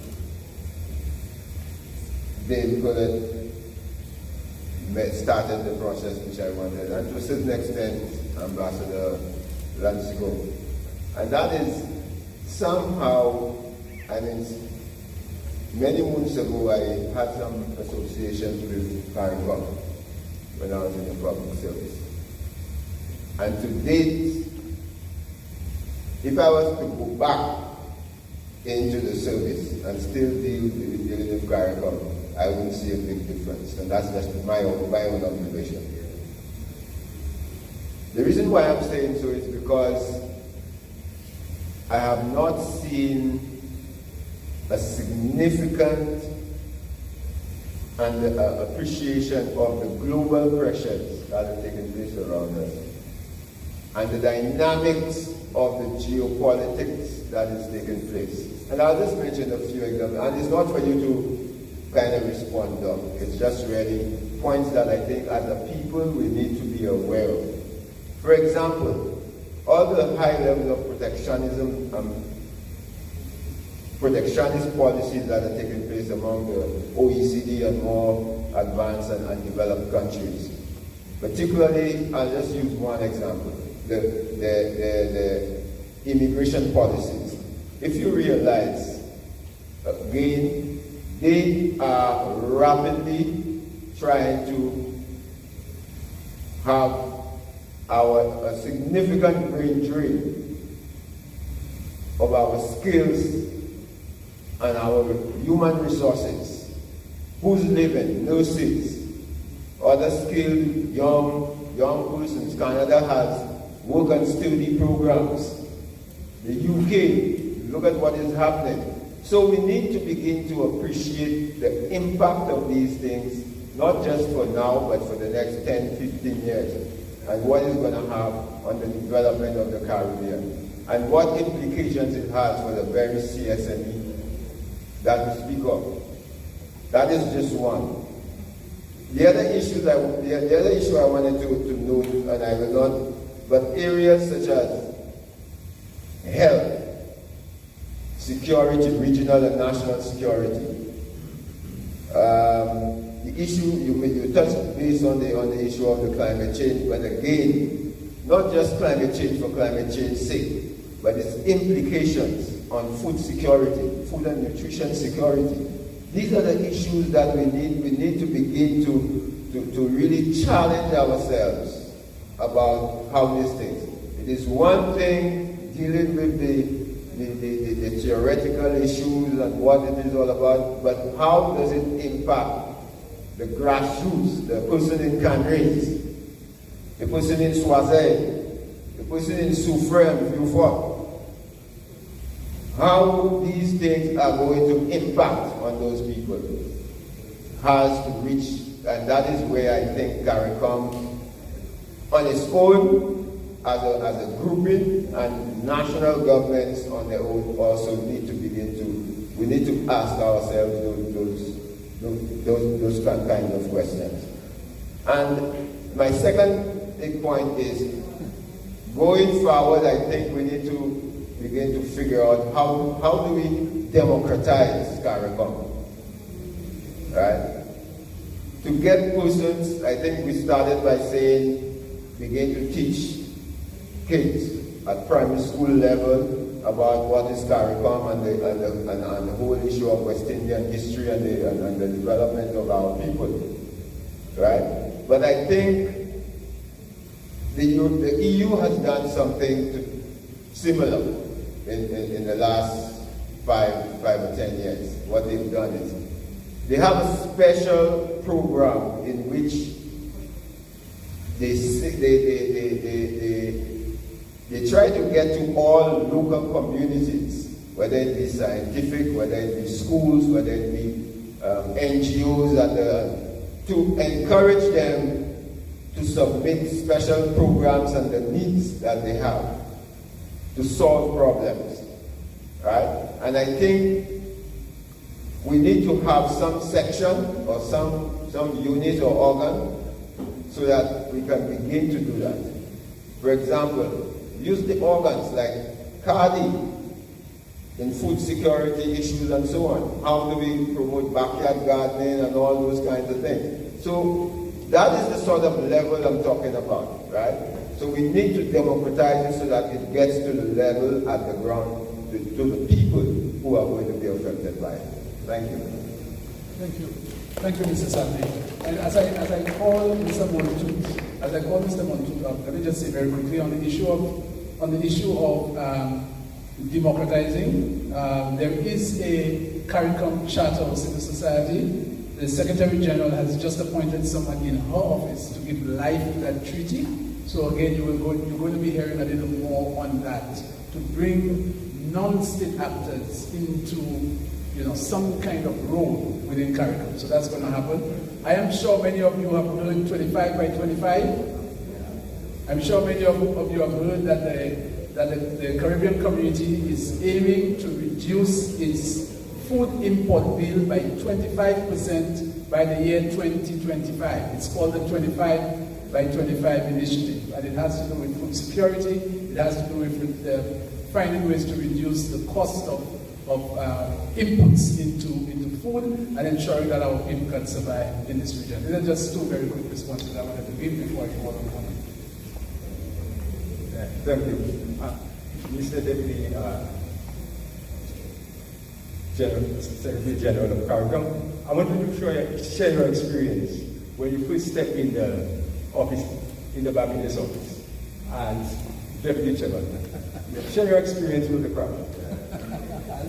I was trying to get rid of some, emotional leaning. No, I can share my experience having entered CARICOM. And I think in the introduction, the young Mr. Alexis probably would have done it really well. Because for me, it was about, what were the odds when I was really just, having a road grocery, had no idea what I was going to do with my life, that, I would have ended up in that position. And when I joined the Secretariat and I met so many solutions, including Mr. Montut's son, who works with CARICOM in the office in Barbados, the CSME office, I also reflected on the fact that when we give our citizens opportunities to shine and perform, That is the only way in which we can tell what metal we're made of. You know, anybody could have dismissed me as, does this fellow from grocery? We already know what he's doing. You know, just, always around NYC, this, that, the other, giving trouble here and there, and so on. But that's what helped shape me, and that's what helps shape a lot of other young people. And I mean, Ambassador Lansico worked in the CARICOM Secretariat for 11 years now. 11 years. And you see people come and go all the time. What is important is that we all have a contribution to make. And I sincerely believe that the best way to develop the human capital of this region is to give people an opportunity. We tend to be, and I remember making the point at the CARICOM Secretariat that perhaps we were more youth-friendly in the CARICOM Secretariat 20, 30 years ago. The very Secretary General today was appointed Deputy Secretary General at age 30 something, 36 or 37 or something. And I ask myself, if a 35, 36-year-old shows up today, would we take that chance on a 30-year-old today that our society took on a 30-year-old 30 years ago? And as somebody who grew out of the youth movement in Grosile and in St. Lucia, my passion is to see that we give our young people more opportunities. And those who have done well professionally, those who continue to show their talents in the creative arts, etc., there is no better gift that we can give to the citizens of the Caribbean but a chance to reach the higher heights that the skill set and the education can allow them to reach. That's as much as I want to say. Thank you.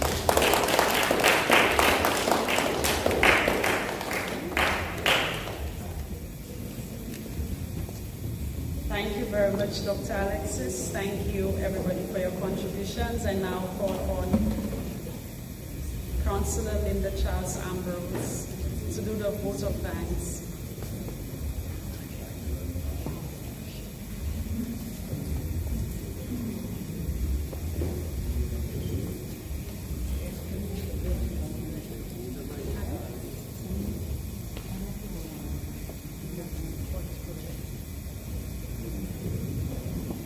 Good evening, everyone.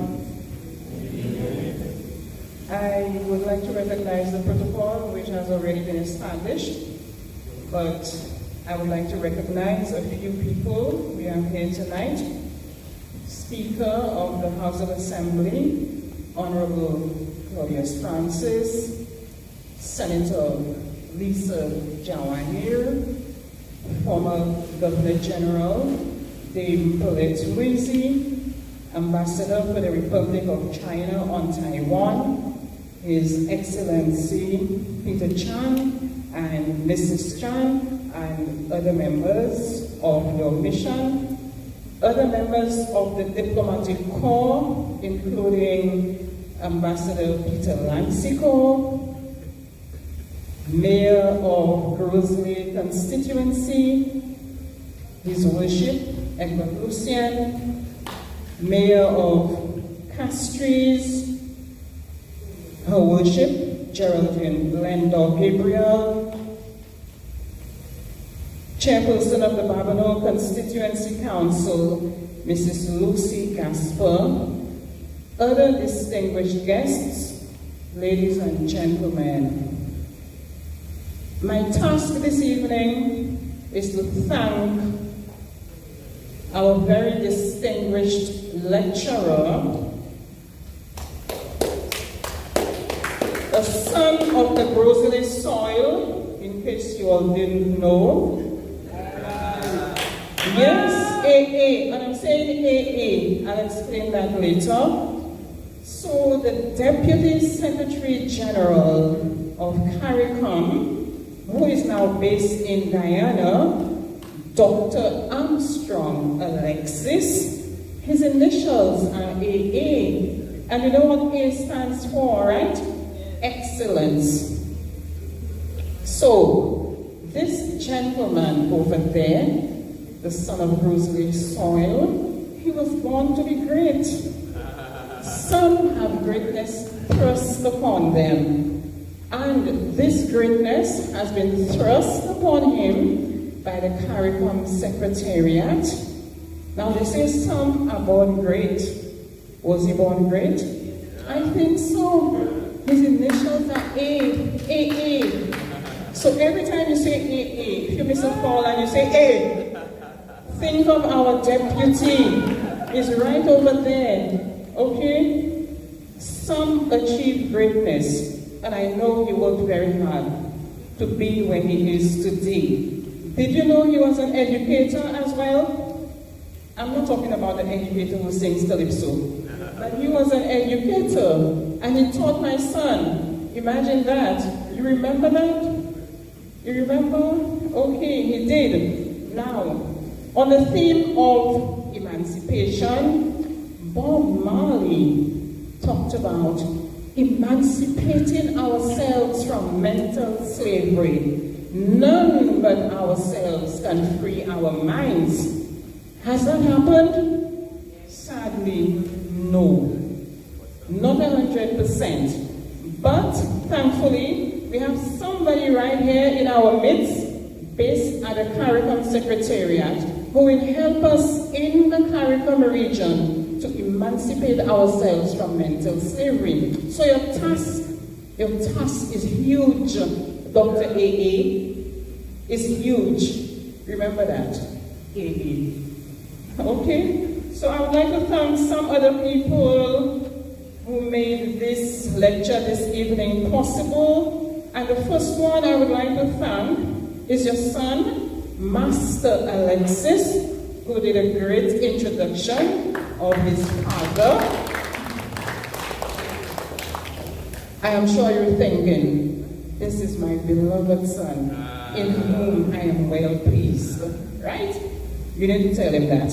So I'd also like to thank members of the Grocery Constituency Council who made this possible.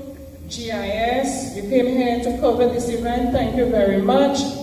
The music gentleman over there, J&D Sounds. And I'd like to thank all of you here who took the time off from the street party down the road, where you can get the spirit of St. Lucia. And those of you who asked very relevant questions, thank you very much. You made the evening even more enjoyable. So, without further ado, I would like to say good evening, everyone. And please remember to enjoy yourself at the street party. It's just down the road. Thank you.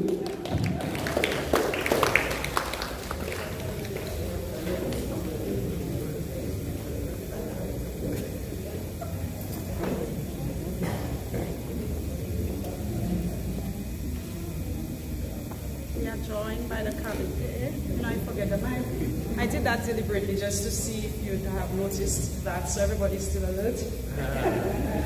But yes, I'd like to acknowledge the presence of our Cabinet Secretary with us.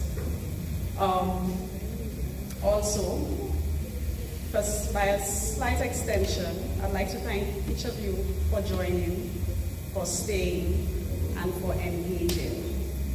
This more or less sums up all of our plans for you this evening. We encourage you to join us in some light refreshments to the back. We hope that this evening allowed for some good thought, some good perspective, and it is the start of some very important conversation. So please get home safely. You could even visit Friday night. And just before I end, we have a surprise for Dr. Alexis. So Dr. Alexis, if you join me to the front, with your eyes closed somehow without knocking the table, walking into the table, we have something to give you.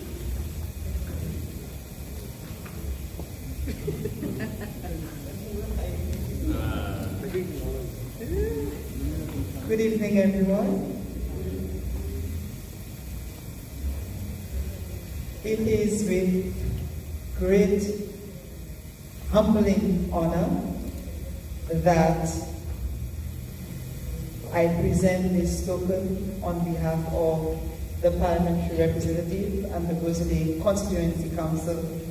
This token of appreciation to you, Dr. Armstrong Alexis, for this very educational, informative lecture on CARICOM. I know not one person here would be living without some form of information that they didn't know before entering this space. So thank you, thank you, thank you.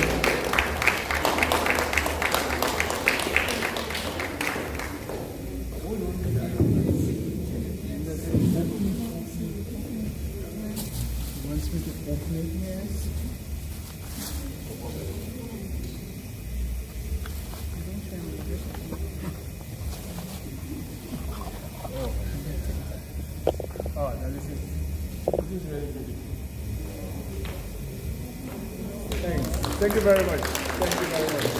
I think it says a token of our appreciation, of our profound gratitude, to Dr. Armstrong Alexis, presenter of the 50th anniversary of CARICOM lecture, Rosalie Constituency Council, with today's date, and the emblem of the Group of Rosalie. Thank you very much.